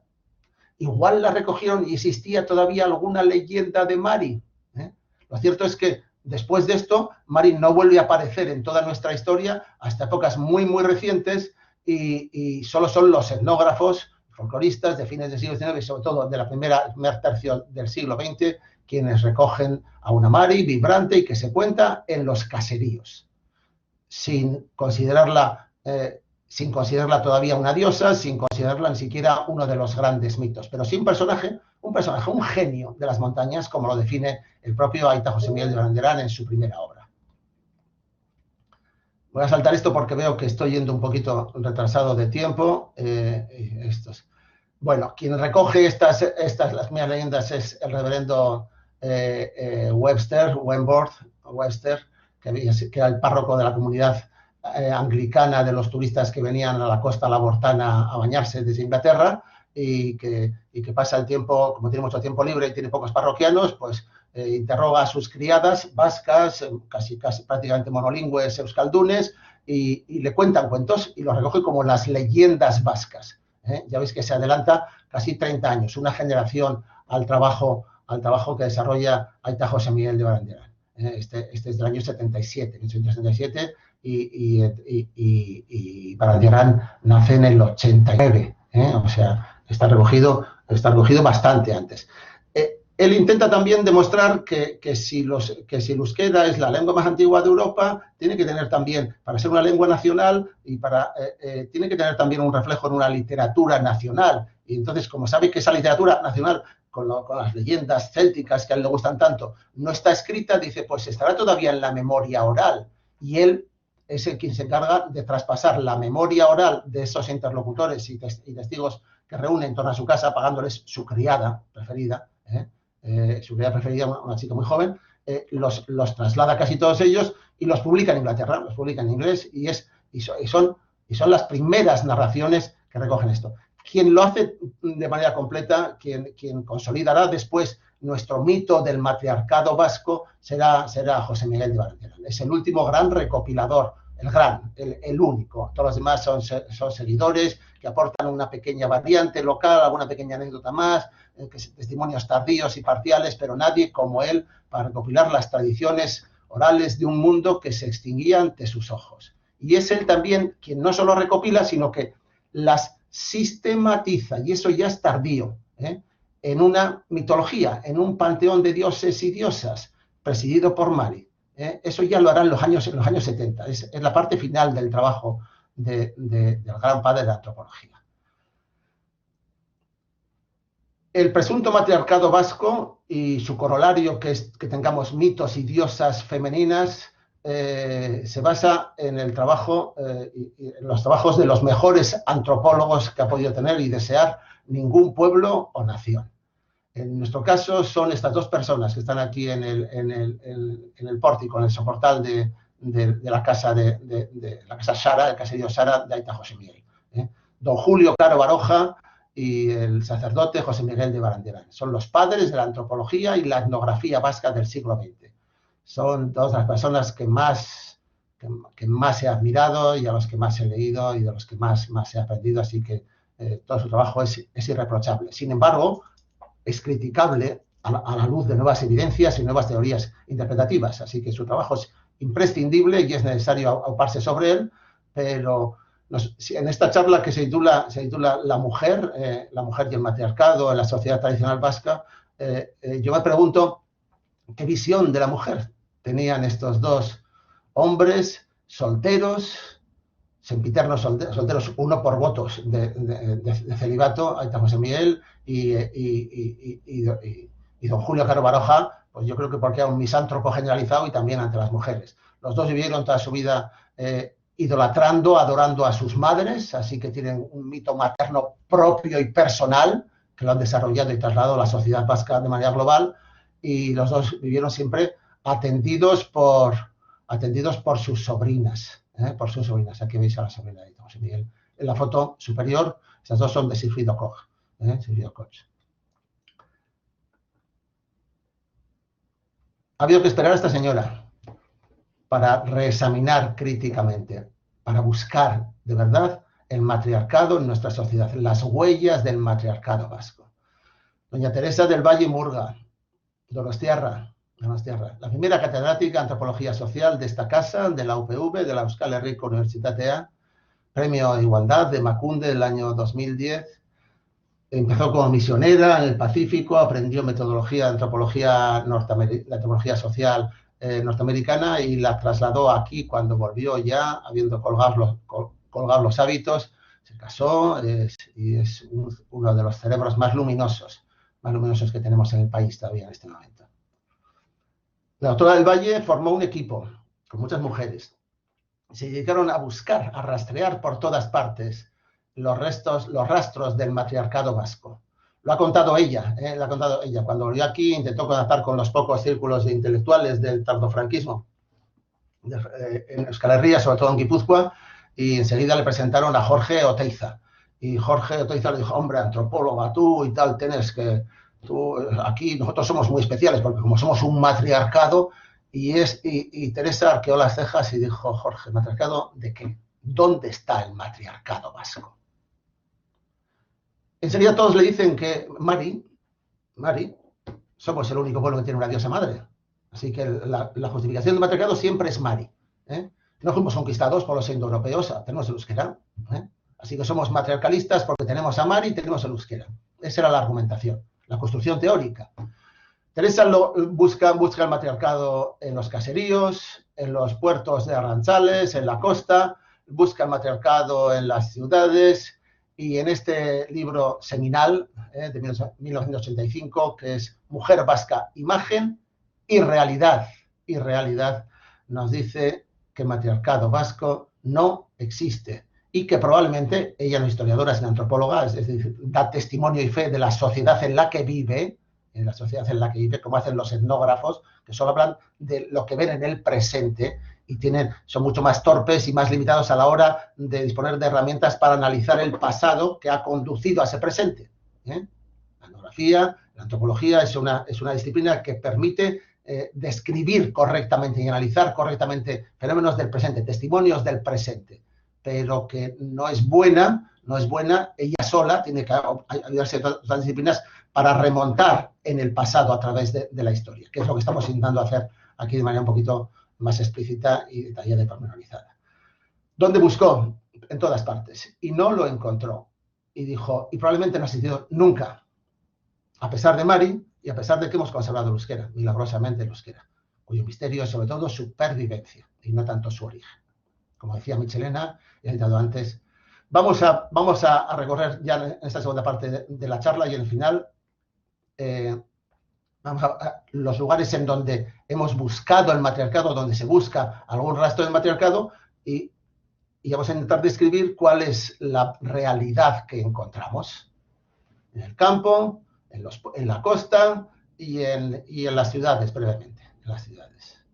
Una de las preguntas que planteaba Jesús en el póster de convocatoria de esta charla decía, ¿es la Echekoandre la autoridad, la máxima autoridad de la Casa Vasca, la Echeko Nagusi? La respuesta es no. La respuesta es no. La respuesta de la etnografía y también la de la historia es que las mujeres en las casas vascas tienen algunas obligaciones que les son propias y exclusivas, ahora vamos a ver cuáles son, y tienen muchos derechos, pero también tienen derechos sobre todo limitados, y limitados por sus padres, por sus maridos y por sus hermanos. Entre otras cosas, los derechos sobre la propiedad, los derechos para actuar en la representación de la casa en el mundo exterior. Es decir, tienen derechos propios, amplios, en la gestión doméstica, en la gestión interior, hacia adentro, en la gestión intrafamiliar, en la que se desenvuelven con gran autonomía, incluso a nivel económico, pero sin embargo están necesitadas de autorización de su marido, de su padre o de su hermano mayor, dependiendo en qué etapa, fase de su vida estén, o que el concepto tan euskaldun de jaunta jave, jaunta llave, dueño y señor, habría que traducirlo, sí, amo y señor, es un concepto que es exclusivamente de jaun, del jauná, exclusivamente masculino. El Echeko Nagusi es el hombre.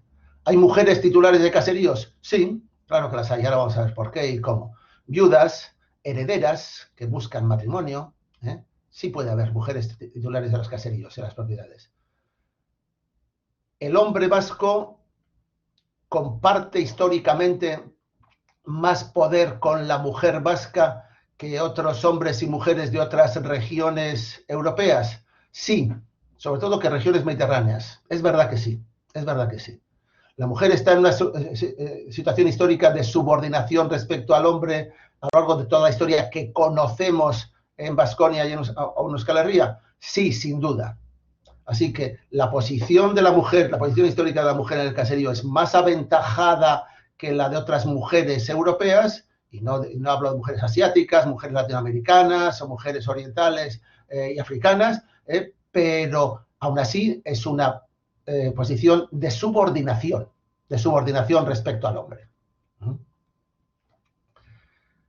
En la familia la mujer juega un rol fundamental, es donde se expresa su papel fundamental en el caserío vasco. La familia tradicional vasca es una familia, las que denominamos familias troncales, en la cual 3 generaciones distintas conviven en un solo caserío, como el caserío Hanguren que estáis viendo aquí en la imagen, fotografiado por uno de los miembros salidos de su familia, que es Indalecio Hanguren, el gran fotógrafo eibarres.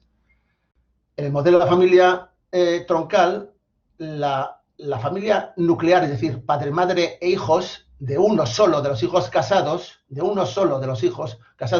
se vincula por contrato o por acuerdo, preferiblemente por contrato, porque aunque la palabra de vasco valga mucho, si la palabra está escrita ante notario, vale el doble en la afiliación tradicional vasca. El contrato matrimonial es la fórmula histórica que han empleado los vascos y las vascas desde el siglo XV al menos hasta el siglo XX para estructurar el modelo de familia existente en nuestro territorio. El contrato matrimonial se desarrolla en previsión de una boda, de un matrimonio. Se va al notario en previsión de un matrimonio inminente y se acuerdan. El matrimonio, que también tenemos nosotros muchas veces mitificado, en el sentido ahora vulgar del término mitificar, la boda vasca es una ceremonia importante, es un rito de paso, un rito que marca la transición del estado de soltería al estado de casado, pero sobre todo marca en las bodas vascas, la auténtica boda vasca, el paso de la posición de subordinado de los padres a dominantes sobre los padres. Es el relevo generacional en el poder del caserío, que se realiza en vida de los padres y no después de la muerte y por herencia y fallecimiento de estos padres. Esa es una singularidad vasca y de algunas poblaciones de montaña europeas. Existe también en el Pirineo, existe en los Alpes en sus distintas vertientes, en la norteitaliana, la suiza, la austriaca y demás. Existen distintas regiones de montaña, sobre todo en zonas de recursos escasos.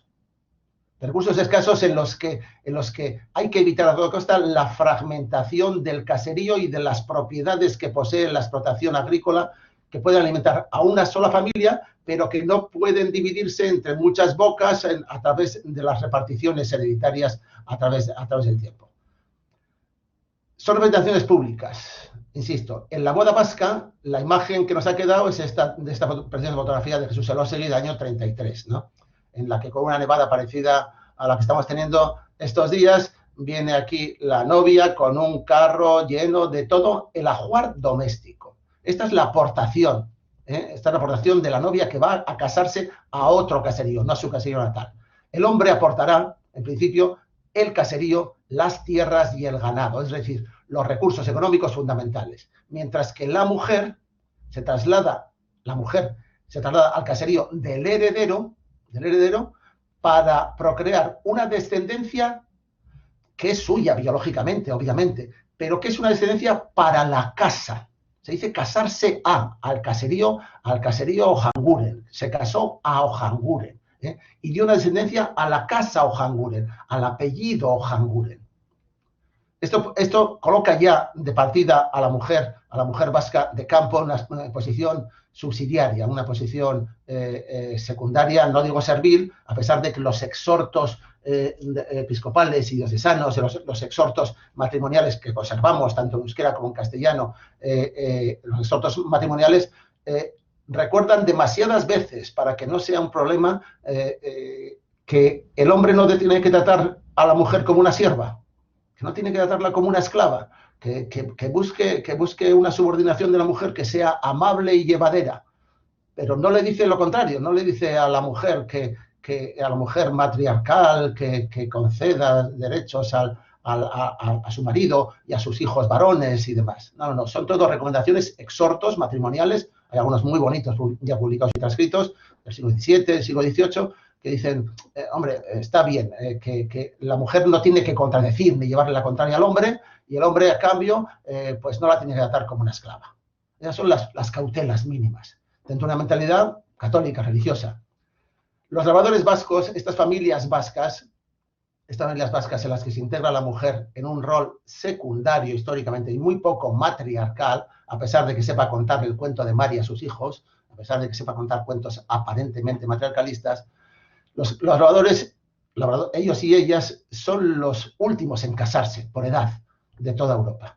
El matrimonio tardío es parte de una estrategia de control de natalidad que forma parte del mismo proyecto que implica no dividir la propiedad, transmitirla íntegra, no aumentar el número de bocas, porque la tierra es pobre, porque el caserío da pocos recursos, porque el caserío, si se divide o si se llena de una familia numerosísima, se convierte en un lugar inhabitable porque todos pasan hambre. Así que hay que retrasar el periodo genésico de la mujer y ampliar los espacios intergenésicos entre hijo e hijo, de forma que pase hasta 2 y 3 años si es posible, sin quedarse embarazada o sin parir un nuevo hijo o hija.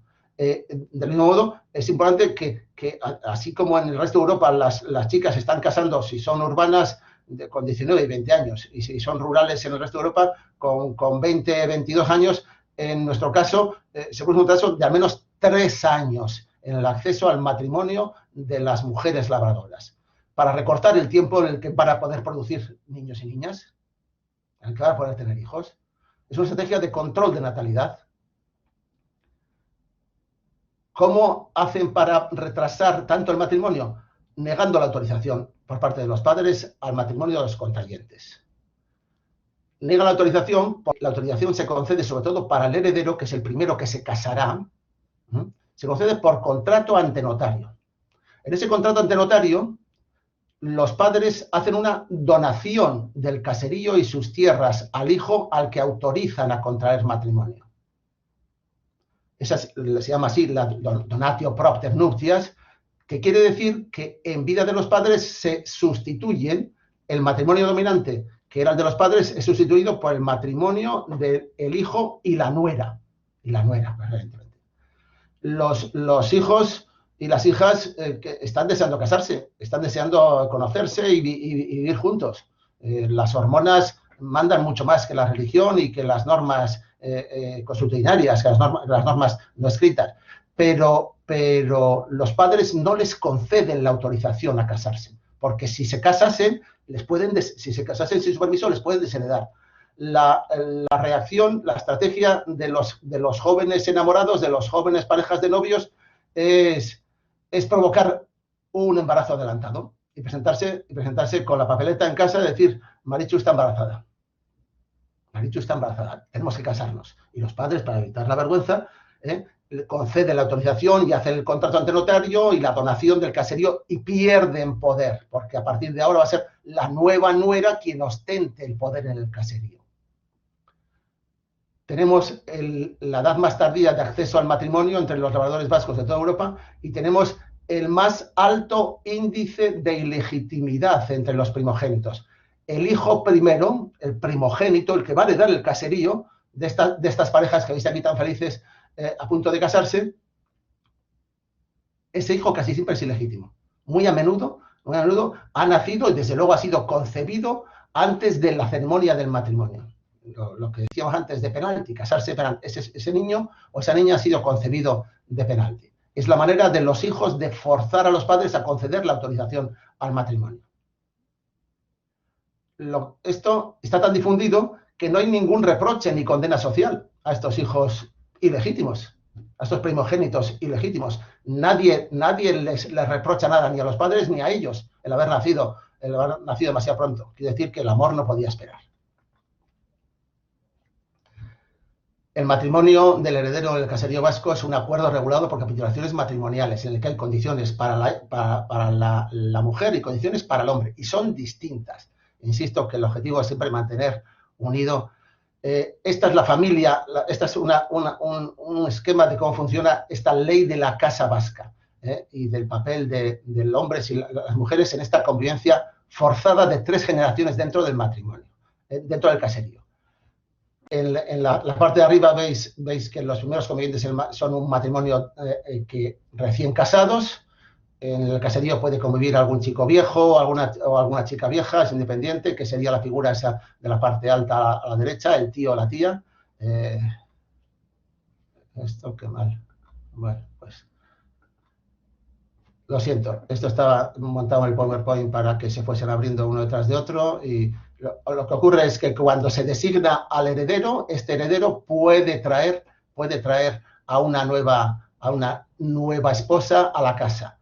Cuando esta nueva esposa empiece a dar a luz hijos e hijas, es decir, a incorporar nuevas bocas al caserío, siempre escaso de recursos, los demás hermanos tendrán que irse del caserío y desaparecerán todo el resto de la generación. El que no quiera irse sabe que está condenado a la soltería perpetua. Él o ella se pueden quedar en casa ayudando a la familia, al hermano titular del caserío, como chico viejo o como chica vieja. Pero a todos los demás tienen que irse. Y a partir de ese momento, de que se vayan yendo los de la generación intermedia, los hermanos de la generación intermedia, podrá la pareja ir trayendo nuevos hijos y nuevas bocas, de manera que no aumente nunca la proporción o el tamaño de la familia convivente en el mismo caserío. Es todo estrategias de fecundidad y estrategias demográficas, de control demográfico en lugares de recursos escasos, lo que tenemos aquí delante. El sistema foral vasco es un sistema de heredero único. Todos los hijos menos uno, el elegido en el fuero vizcaíno, o el mayorazgo en el fuero general de Navarra, son desheredados del caserío mediante el contrato matrimonial. El elegido puede ser la elegida, pero es un caso excepcional. ¿Qué pasa cuando a la que eligen como heredera es a una de las chicas, casi siempre la más joven? El heredero tiene ventajas y desventajas. el heredero, Yaubegui, Añorde, el Premúa, que dicen en el Iparralde y también en la zona de Zugarramurdi, en Navarra, y por ahí, Premúa, el primero, el primero. Se quedará con el caserío. Puede casarse con la mujer a la que ama o a la que aprenderá a amar a través de la convivencia. Es el continuador de la estirpe familiar. Pero tiene que pagar el escape de todos sus más hermanos y hermanas. Tiene que mantener a su padre y a su madre comiendo la misma mesa que él, la misma comida, no la misma cama. Los puede desalojar del dormitorio principal, pero en la mesa tiene que estar en la misma mesa. Y a los hermanos y hermanas tiene que ir poco a poco o pagándoles el billete de barco para la emigración, o pagándoles una carrera religiosa, o dándoles una dote para entrar en religión, si son como monjas en algún convento, o una dote pequeña, una cama, una cucha, un arca, para que se casen pues medianamente bien. Tiene que pagar la salida de los demás, casi siempre empeñando el caserío. Con lo cual, los primeros años de la vida del heredero no son ningún plato de gusto de la mayoría de ellos y muchas veces tratan de cicatear y de reservarse los pocos ingresos que produce el caserío y ir graduando el acceso al mercado matrimonial o al mercado laboral de sus hermanos que tienen que ser expulsados del caserío. A veces decíamos y eso es una singularidad vasca, no es muy frecuente en otras regiones de Europa y eso ha llevado mucha atención, y ha hecho pensar a algunos que aquí existió efectivamente un matriarcado, o por lo menos un matrilinealismo dentro de la herencia vasca. A veces es una mujer, la checalaba, la andregay, la prima, también el equivalente al premúa. Casi siempre es una opción egoísta por parte de los padres. Elegir a una chica, elegir a una de las hijas para que sea la heredera de la casa, quiere decir que la van a mantener en casa trabajando a su servicio, atendiéndoles y cuidándoles sin tomar el relevo, sin ceder el mando en el caserío durante casi toda su vida y que para cuando mueran los padres será casi una chica muy vieja que estará casi descolocada en el mercado matrimonial, aunque siendo la titular del caserío siempre habrá algún otro labrador con menos recursos que querrá casarse con una heredera de caserío, pero casi siempre es una heredera mucho mayor que él, mucho mayor que él. Esa es la desventaja de quedarse como heredera. No es un plato tampoco muy atractivo, es un plato de gran gusto. ¿Qué pasa con las mujeres desheredadas del caserío? Porque son todas menos una, o todas. La mayor parte del caserío son los que hereda un hombre. Pues ya veis aquí esta familia, hay dos por lo menos que son hijas, alguna otra ha ido de criada urbana, y las que se casan, las que consiguen casarse, viene el arroyo familiar, se les da una mínima dote, que consiste en su ropa personal, una ropa completa, una muda o dos de cama, el propio mueble, la cuja de la cama, y un arca mínima, sin grandes decoraciones, arcas que se producían en talleres de carpintería, de balistería, expresamente para desheredar, el arca mala, para desheredar, para quitarse del medio a la hermana que hay que colocarla porque ya queremos tener más hijos, todos los demás. Con la nuera que se incorpora, esa nuera asume el poder y es algo que lo lleva mal la checoandre saliente, la que va a perder el poder dentro de la familia. La transmisión del poder es siempre un paso difícil y que los padres tratan de retrasar en lo posible hasta que se impone la biología o el embarazo de la potencial nuera. Hay un viejo dicho, Euskaldun, el cual criticando, dicen, mira esa nuera, qué bien ha cogido el cucharón, porque la nueva nuera se convierte en la checoandre en el mismo momento en el que se autoriza y se legaliza el matrimonio. Y es ella la que reparte las raciones de comida de todos los que se sientan en la mesa del caserío. Y puede decidir que tú no has trabajado tanto como este otro. Puede decir que a ti te toca menos comida, que a ti te toca menos ración. Los padres salientes, los padres mayores, van a intentar regular hasta las raciones y la cantidad de sidra diaria en la mesa por contrato matrimonial, porque saben que hay nueras que cogen el poder, y el cetro del poder en el caserío es el cucharón de reparto de la comida, y hacen un uso arbitrario y abusivo del mismo. Sin embargo, en su rol fundamental, las mujeres del caserío son mujeres madres, Son mujeres madres que están procreando para la casa, para la estirpe del marido, Esta es la mujer adorada y tiene como modelo, no tiene otro que la Andra Mari, el modelo católico, el modelo de la sociedad y de la familia cristiana. Es muchísimo más influyente en la vida tradicional, parece una perogrullada, pero a veces hay que recordar las cosas fundamentales y básicas. A los que estamos intentando despertar a Mari, inventar una religión oculta y secreta que practicábamos a escondidas los vascos y que ha determinado nuestro matriarcalismo intrínseco, nuestras creencias y formas mentales, hay que recordarles, lo decía don Julio Caro Baroja, que el agente más influyente en la configuración de nuestra sociedad, de nuestras relaciones y nuestras formas de vida es la Iglesia Católica. Mucho más Sandra Mari y menos Mari. La Iglesia Católica es la que determina y manda a través de los exhortos, de los párrocos, de las pocas sesiones de catequesis, cómo tiene que ser la relación entre los hombres y mujeres, entre las madres y sus hijos, entre las nueras y sus suegros, y también entre los yernos y sus suegros, obviamente, pero sobre todo la relación que se produce dentro de la casa. Y y eso lo hace a través de mensajes también pedagógicos y didácticos, como estoy haciendo yo ahora con estas presentaciones diapositivas, mediante la imagen, escultura y pintura. Modelos de la Sagrada Familia que se imponen a partir de fines del siglo XVI y que proliferan en todas las iglesias, con un padre trabajador, carpintero, en el taller. Estas son solo algunas que he cogido al azar de las muchas que tengo de iglesias vascas, con cuadros, relieves o esculturas o pinturas de las Sagradas Familias. Empieza a aparecer un San José, chiquito, y marginal, hasta entonces en el mundo medieval, en el mundo paleocristiano, desde luego en la alta antigüedad, José no pintaba nada. Pero a partir de fines del siglo XVI, José, en la función de padre de la Sagrada Familia modélica, impuesta o comandada o orientada por parte de los sacerdotes, es la que condiciona la forma de relación y de vida dentro de las casas vascas. Hasta hoy. Aquí el ejemplo de Mari con aquel Mayu que no pintaba nada y que era un criado, pues ya veis que tiene muy poco predicamento y muy poca continuidad. La mujer rural, la mujer vasca del caserío, accede muy tarde al matrimonio porque se la reserva, porque no consigue autorización de sus padres ni de los padres del novio, sobre todo para poder casarse.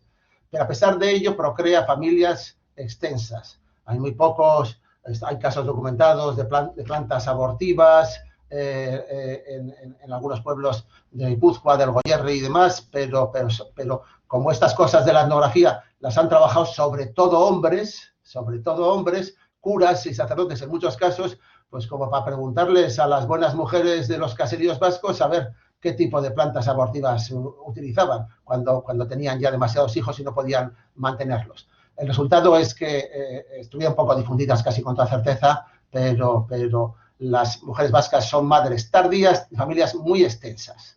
Y los caseríos pueden llegar a convivir hasta 12 personas de manera bastante habitual, aunque no todos los hijos eran fructíferos, no todos sobrevivían a su infancia y a la lactancia, y a que en cuanto podían se deshacían de ellos, desde luego antes de llegar a los 20 años de edad, si podían mandarlos como criados o asistentes a cualquier sitio. De este modelo de vida familiar de la mujer en el caserío vasco, en vida tradicional, se deriva que la maternidad es una función deseada, una función biológica, necesaria, muy apreciada y querida, muy respetada, pero que es una maternidad con un reparto desigual de las cargas y, desde luego, sin ningún privilegio. Seguro que don Julio Caro Baroja y desde luego Aita José Miguel de Barandiarán adoraban a sus madres, como muchísimos baserritarras, hijos y hijas, labradores y labradoras vascos en su historia, adoraban, idolatraban a sus madres. Y hay una gran cultura de afecto hacia la madre, de querer a la madre, de idealizar a la madre, hasta compararla muchas veces, y eso aparece en toda la poesía euskaldun, de épocas tempranas, hasta compararla con la Madre María, con la Andra Mari, que es casi objeto de adoración. Pero esto no significa que tenga una situación igualitaria y mucho menos una posición de dominancia sobre el resto de la familia o el resto de la sociedad. Es la mujer madre que, sin embargo, esta maternidad no la priva de tener que trabajar y colaborar en todas las tareas del campo y de la producción de alimentos. y de aportar además un trabajo suplementario en algunas tareas que son de componente exclusivamente femenino, atribuidas exclusivamente por la tradición a las mujeres, no solo en Euskal Herria. Hay un viejo dicho medieval que se pregunta, que movió a las revueltas campesinas del siglo XIV y demás, decían: cuando Adán cavaba y Eva hilaba, la hidalguía, ¿dónde estaba? ¿Quién era entonces el noble? Se preguntaban, decían, ¿cuándo surgieron las desigualdades sociales? En el momento de la creación se supone que Adán estaba trabajando en el campo y que Eva estaba trabajando con la rueca e hilando, ¿no? Nosotros nos podemos preguntar también, cuando Adán cavaba y Eva hilaba, la desigualdad de género, ¿dónde estaba?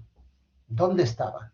Traigo aquí dos de estos cuadrifolios góticos de procedencias distintas. El de la izquierda representan lo mismo, ¿eh? El de la izquierda es de la iglesia, de la parroquia de Olite, y el de la derecha es de Notre Dame de París. Es de unas portadas de Notre Dame de París. Representan exactamente eso. El de la derecha, fijaros, que es el más bonito, más claro, Eva hilando y Adán con la pala cavando. Este era el paraíso, este es el comienzo, este es después de la expulsión del paraíso, quiero decir, la vida cotidiana de nuestros primeros padres, de los primeros ancestros, el modelo de vida cristiana. En el de la izquierda, en el de Olite, además del precioso sombrero o gorro que lleva esta mujer de Olite que está hilando, es muy curioso que el Adán de la derecha está vestido de pieles y tiene abarcas y está montado sobre un par de layas, está layando, que es la manera vasca de trabajar la tierra, en lugares de mucha pendiente, en parcelas pequeñas, en lugares donde no se puede casi ni meter el arado, no se puede meter animales de arrastre porque son también muy caros, ¿eh? Así que, ¿dónde surgen las desigualdades de género? Sabemos que surgen desde la prehistoria, pero esta es la pregunta que se hacían ellos mismos, los vascos y vascas del pasado. Pues lo cierto, esto lo sabemos hoy con toda certeza, es que cuando Adán cavaba, Eva también cavaba.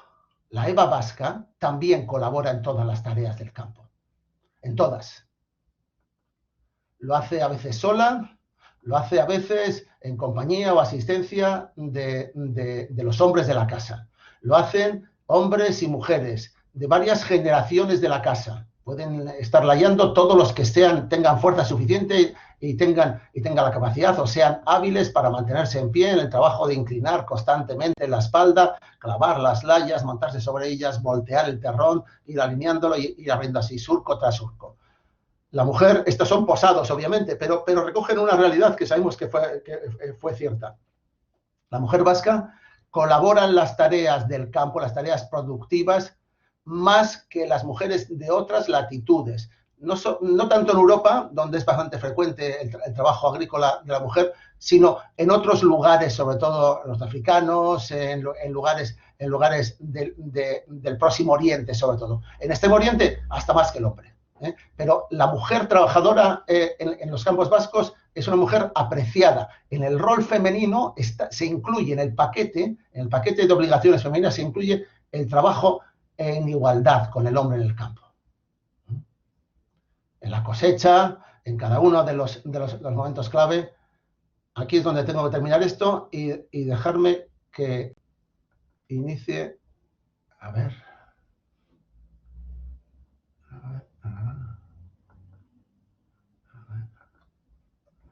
Darme un segundo y termino ya con la última tanda de si es que consigo salir de aquí. ¿Cómo digo yo?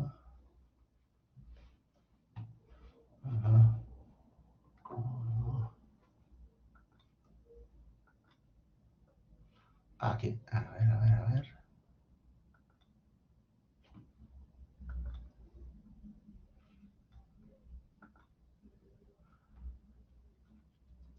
Veis ya las últimas diapositivas, ¿verdad?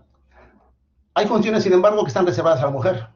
El trabajo en el campo no es exclusiva del hombre, pero hay trabajos que sí que son exclusivos de la mujer.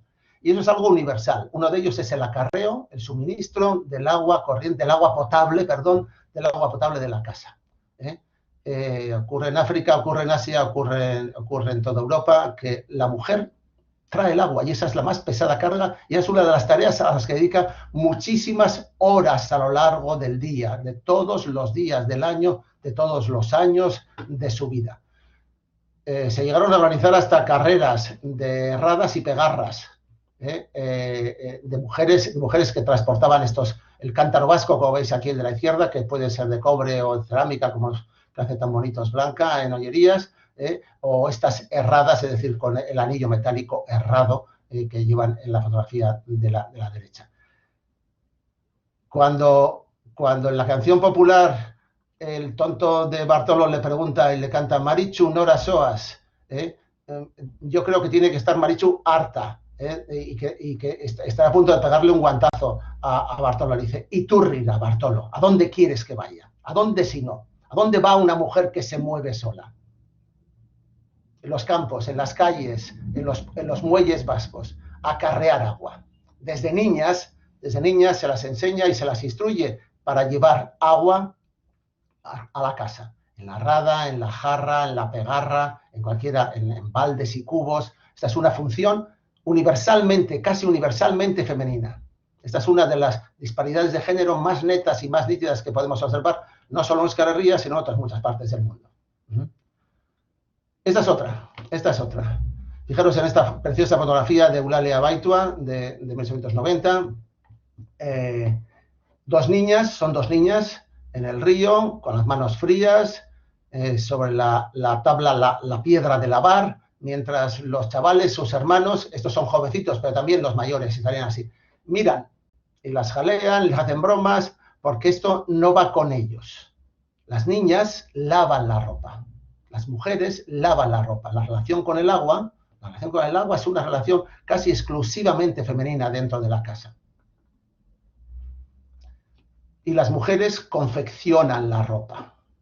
Esta también es una función femenina. Sabemos de pastores que tejen y que se hacen los escarpines y calcetines y demás. Sabemos de maestros tejedores en algunos caseríos, aunque casi siempre hacen un trabajo para el exterior del caserío. Pero cuando es el trabajo para el interior y para la familia, es la mujer la que está con la rueca, la que hila, la que teje, la que confecciona. De nuevo, aquí nos lo planteamos. Cuando la Eva vasca hilaba, el Adán vasco, como esta fotografía al fondo de la imagen, en esta cocina navarra, miraba.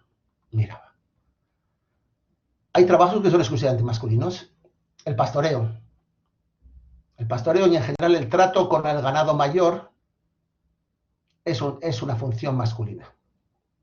En esta fotografía de Indalecio Janguren, de 1925, en Aralar, entre toda esta masa de pastores, había muchísimos más en Aralar y aquí no están todos.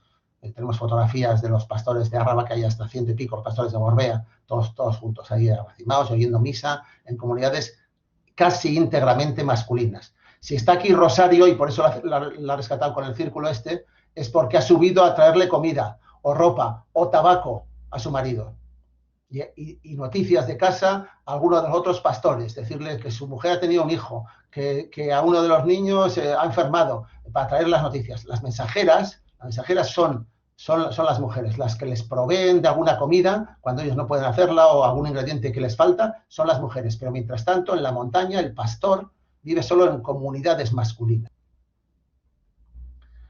Son funciones femeninas en la vida tradicional vasca, la venta pequeña, las vendejeras, las lecheras a domicilio, al besero, la comercialización del producto diario del caserío es también una función femenina, mientras que la venta del ganado mayor, del cerdo, de los bueyes, de la vaca, del caballo, son casi un cometido exclusivo, único del varón, del padre de la familia, que es al que no le engañan nunca. Sin embargo, a la que no engañan nunca y la que tiene muchas más habilidades comerciales y desarrolla mucho más talento social es la mujer, porque es la que accede a los mercados diarios con su instrumento, con su animal preferido, que es el burro. Les veis aquí abajo en Vitoria a todos los burros de las lecheras, abajo a la izquierda. Y la mujer tiene también una participación singular y propia en las ceremonias de culto religioso familiar. El culto religioso obviamente está dirigido por sacerdotes y son todos varones. siquiera las monjas tienen la posibilidad de participar en culto público religioso, hacen oración recluidas en el interior de los conventos. Pero la mujer vasca es la guardiana del fuego, de la luz más que del fuego, sobre la tumba propia de la casa, cuando se practicaban hasta mediados del siglo XIX los enterramientos intraeclesia dentro de las iglesias desde fines de la Edad Media. En algunos lugares se siguen manteniendo los enterramientos exteriores. En Iparralde, en muchas zonas de la montaña de Navarra, se sigue enterrando fuera y se ponen las estelas exteriores. Pero en Vizcaya, Álava, Guipúzcoa, es mucho más frecuente que los enterramientos estén dentro de la iglesia en lo que se denomina la encajonadura, que son sepulturas en una cuadrícula cubierta por tablas o por piedras numeradas o con los nombres del caserío, no de la familia, del caserío. Y en estos casos, la mujer es el vínculo de unión entre la casa de los vivos y la casa de los muertos, porque cada una de las sepulturas pertenece a una casa, no a una familia. Si son inquilinos tendrán que cambiar de tumba para enterrar a la gente de su casa, si tienen que cambiar también de domicilio, tienen que cambiar de residencia. Les llevan las pequeñas cerillas enrolladas en tablas, las argisayolak, las cerillas les llaman ellos en muchos casos, y es parte de un culto generalizado que se ha mantenido de manera casi simbólica en lugares como Amezqueta, en donde las mujeres tienen todavía su reclinatorio, saben cuál es su yarleku, su fosa de la casa, y saben qué responsabilidad femenina tener una luz que les guíe. De ahí se ha llegado a suponer que la mujer vasca es la sacerdotisa de la familia, la sacerdotisa del hogar, que desarrolla ceremonias, pero es verdad que esto es una extralimitación interpretativa, sin duda, porque la mujer no tiene funciones religiosas reales, actúa solo como intermediaria dentro de la familia, trasladando la identidad de la casa al interior de la casa común, que es la iglesia parroquial.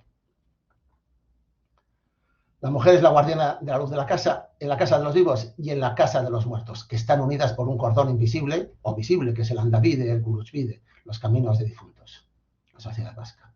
Y por ellos circulan, vestidas en algunos casos con estos velos, como estas mujeres de Ochagavía, por ellos circulan vestidas de negro, guardando luto por parientes desaparecidos, en algunos casos hacía muchísimo tiempo. El propio marido, sin duda, eso obliga al luto perpetuo de la mujer, con las risayolas como esta de Gachaga. Estoy terminando ya, os lo aseguro que estoy terminando, y dejadme que os pase esto en ráfaga referido a las mujeres vascas en los puertos, donde han sido consideradas casi una república independiente desde antiguo. Estas son las bateleras pasaitarras. En los puertos hay muchas más posibilidades de agregación, de colaboración y de encuentro para las mujeres que en los caseríos aislados. Hay tertulias de mujeres, hay momentos de ausencia de muchos hombres que permiten a las mujeres relacionarse entre ellas y desarrollar no tanto un poder femenino, sino relaciones de lo que hoy en día llamamos sororidad. El hombre está en la mar y la mujer en la bahía, decía Víctor Hugo, y recordando al propio cura de Lezo, a Martín de Isasi. Cada uno tiene territorios distintos. No hay mujeres que se embarquen, no hay mujeres que pesquen, y mucho menos en altura, no hay mujeres que naveguen en las embarcaciones de los puertos vascos. Y es ahí donde procede. La mujer gestiona, sin embargo, la familia y la economía doméstica en las ausencias, a veces largas, muy largas, de las campañas de pesca, la pesca de altura. Pero no participa en los centros de poder, no participa en la cofradía de pescadores, no participa en el gobierno municipal cuando a pesar de que estén todos sus maridos embarcados en la mar, el alcalde, los concejales, las autoridades municipales siguen siendo varones, siguen siendo los alcaldes de tierra, aunque haya un alcalde de mar que esté navegando con esto. En los puertos realizan labores imprescindibles, asistenciales, de limpieza, de herrederos, de preparación del pescado y sin duda también la comercialización, igual que en las baserritarras, la comercialización de la partija y de la pesca fresca, que es también una función femenina idealizada entre nosotros en el arquetipo y las canciones de las sardineras o santurzanas o donostiarras. De nuevo, son posiciones subalternas. Nada de que la mujer en los puertos marineros tiene muchísimo poder, porque el hombre, como está afuera, tienen que tomar la iniciativa exclusivamente las mujeres y controlan el poder. Es verdad que en ausencia de los maridos a veces se ven obligadas y forzadas por necesidad y urgencia a tomar algunas decisiones, pero eso no les da un poder permanente. ningún rol superior. En Bermeo, en los puertos, la mujer es la que lava la ropa del marido cuando vuelve de la mar. Es la que limpia las redes, es la que remienda. Y lo mismo hacen las criadas urbanas. Y con ellas, criadas que en algunos casos suplen a las madres urbanas, trabajando como añas, como madres de leche, amas de cría, niñeras, las iñudes, de las grandes señoras. Esta es una de las salidas clásicas en el mundo urbano tradicional.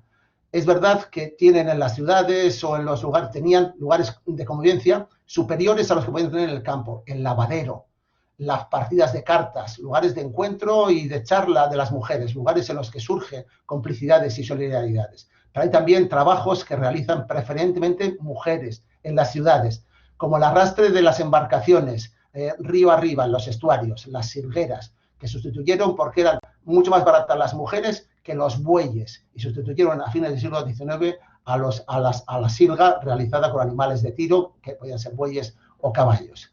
También las cargueras han sido una función sobre todo femenina y se suele ocultar casi siempre. Se suele ocultar que la foto pequeña de arriba está tomada de uno de los capiteles del claustro de la Catedral de Iruña, de Pamplona, y muestra que las que construyeron la catedral, las que acarrearon las piedras, el mortero, la masa, esas artesas, fueron mujeres. Las que rellenaron el arenal cuando era solo una marisma y lo cargaron de tierra en Milán, fueron solo mujeres. Las que descargaban el mineral, el bacalao de los barcos de la ribera del Nervión y Baizábal, eran mujeres. El peso de la tradición supone que la mujer lleva la carga. La igualdad llegó muy tarde. La igualdad llegó muy tarde y con esta doble imagen de Marín de los años 20, justo antes de la República, o los primeros... La posibilidad de visitar la igualdad, el ideal de igualdad. No me refiero a la igualdad que todavía no ha llegado. La aspiración de igualdad se opone al viejo matriarcado que nunca había existido. La aspiración de igualdad trata de hacer realidad un sueño que no estaba incluido en el sueño masculino, ese matriarcado amazónico. Surge de las ciudades cuando, además del rol de mujer madre, surge la imagen de la mujer hermana, de la mujer compañera, de otras mujeres y de otros hombres, que les permite reunirse, celebrarse entre ellas, conocerse mejor, compartir problemas, en relaciones de igualdad que no pueden tener con otros hombres. Y aquí termino definitivamente, es en los años 30, cuando la nueva igualdad positiva, no la imaginada de un matriarcado legendario, se va abriendo camino en la sociedad tradicional vasca. Estas dos fotografías de los años 30, separadas solo por unos meses de distancia, las dos guipuzcoanas, una de Marín, nos muestra la primera comparsa de mujeres que se tejió y se preparó unos jerseys en los que bordó las letras conjuntas en la reclamación conjunta, el año 32, de Viva el feminismo, coloreada por Navarrete esta imagen. Y al mismo tiempo, unos pocos meses más tarde, la aprobación del sufragio femenino en España y el primer voto de mujeres, en este caso en Eibar, en foto de Indalecio Ojangur en el año 1933, y la posibilidad atisbada tradicional vasca, la mujer, acceso a la igualdad. Y colorín colorado, os agradezco muchísimo vuestra paciencia, porque hasta aquí hemos llegado con esta imagen de la mujer en el matriarcado fingido y la desigualdad real en la sociedad tradicional vasca.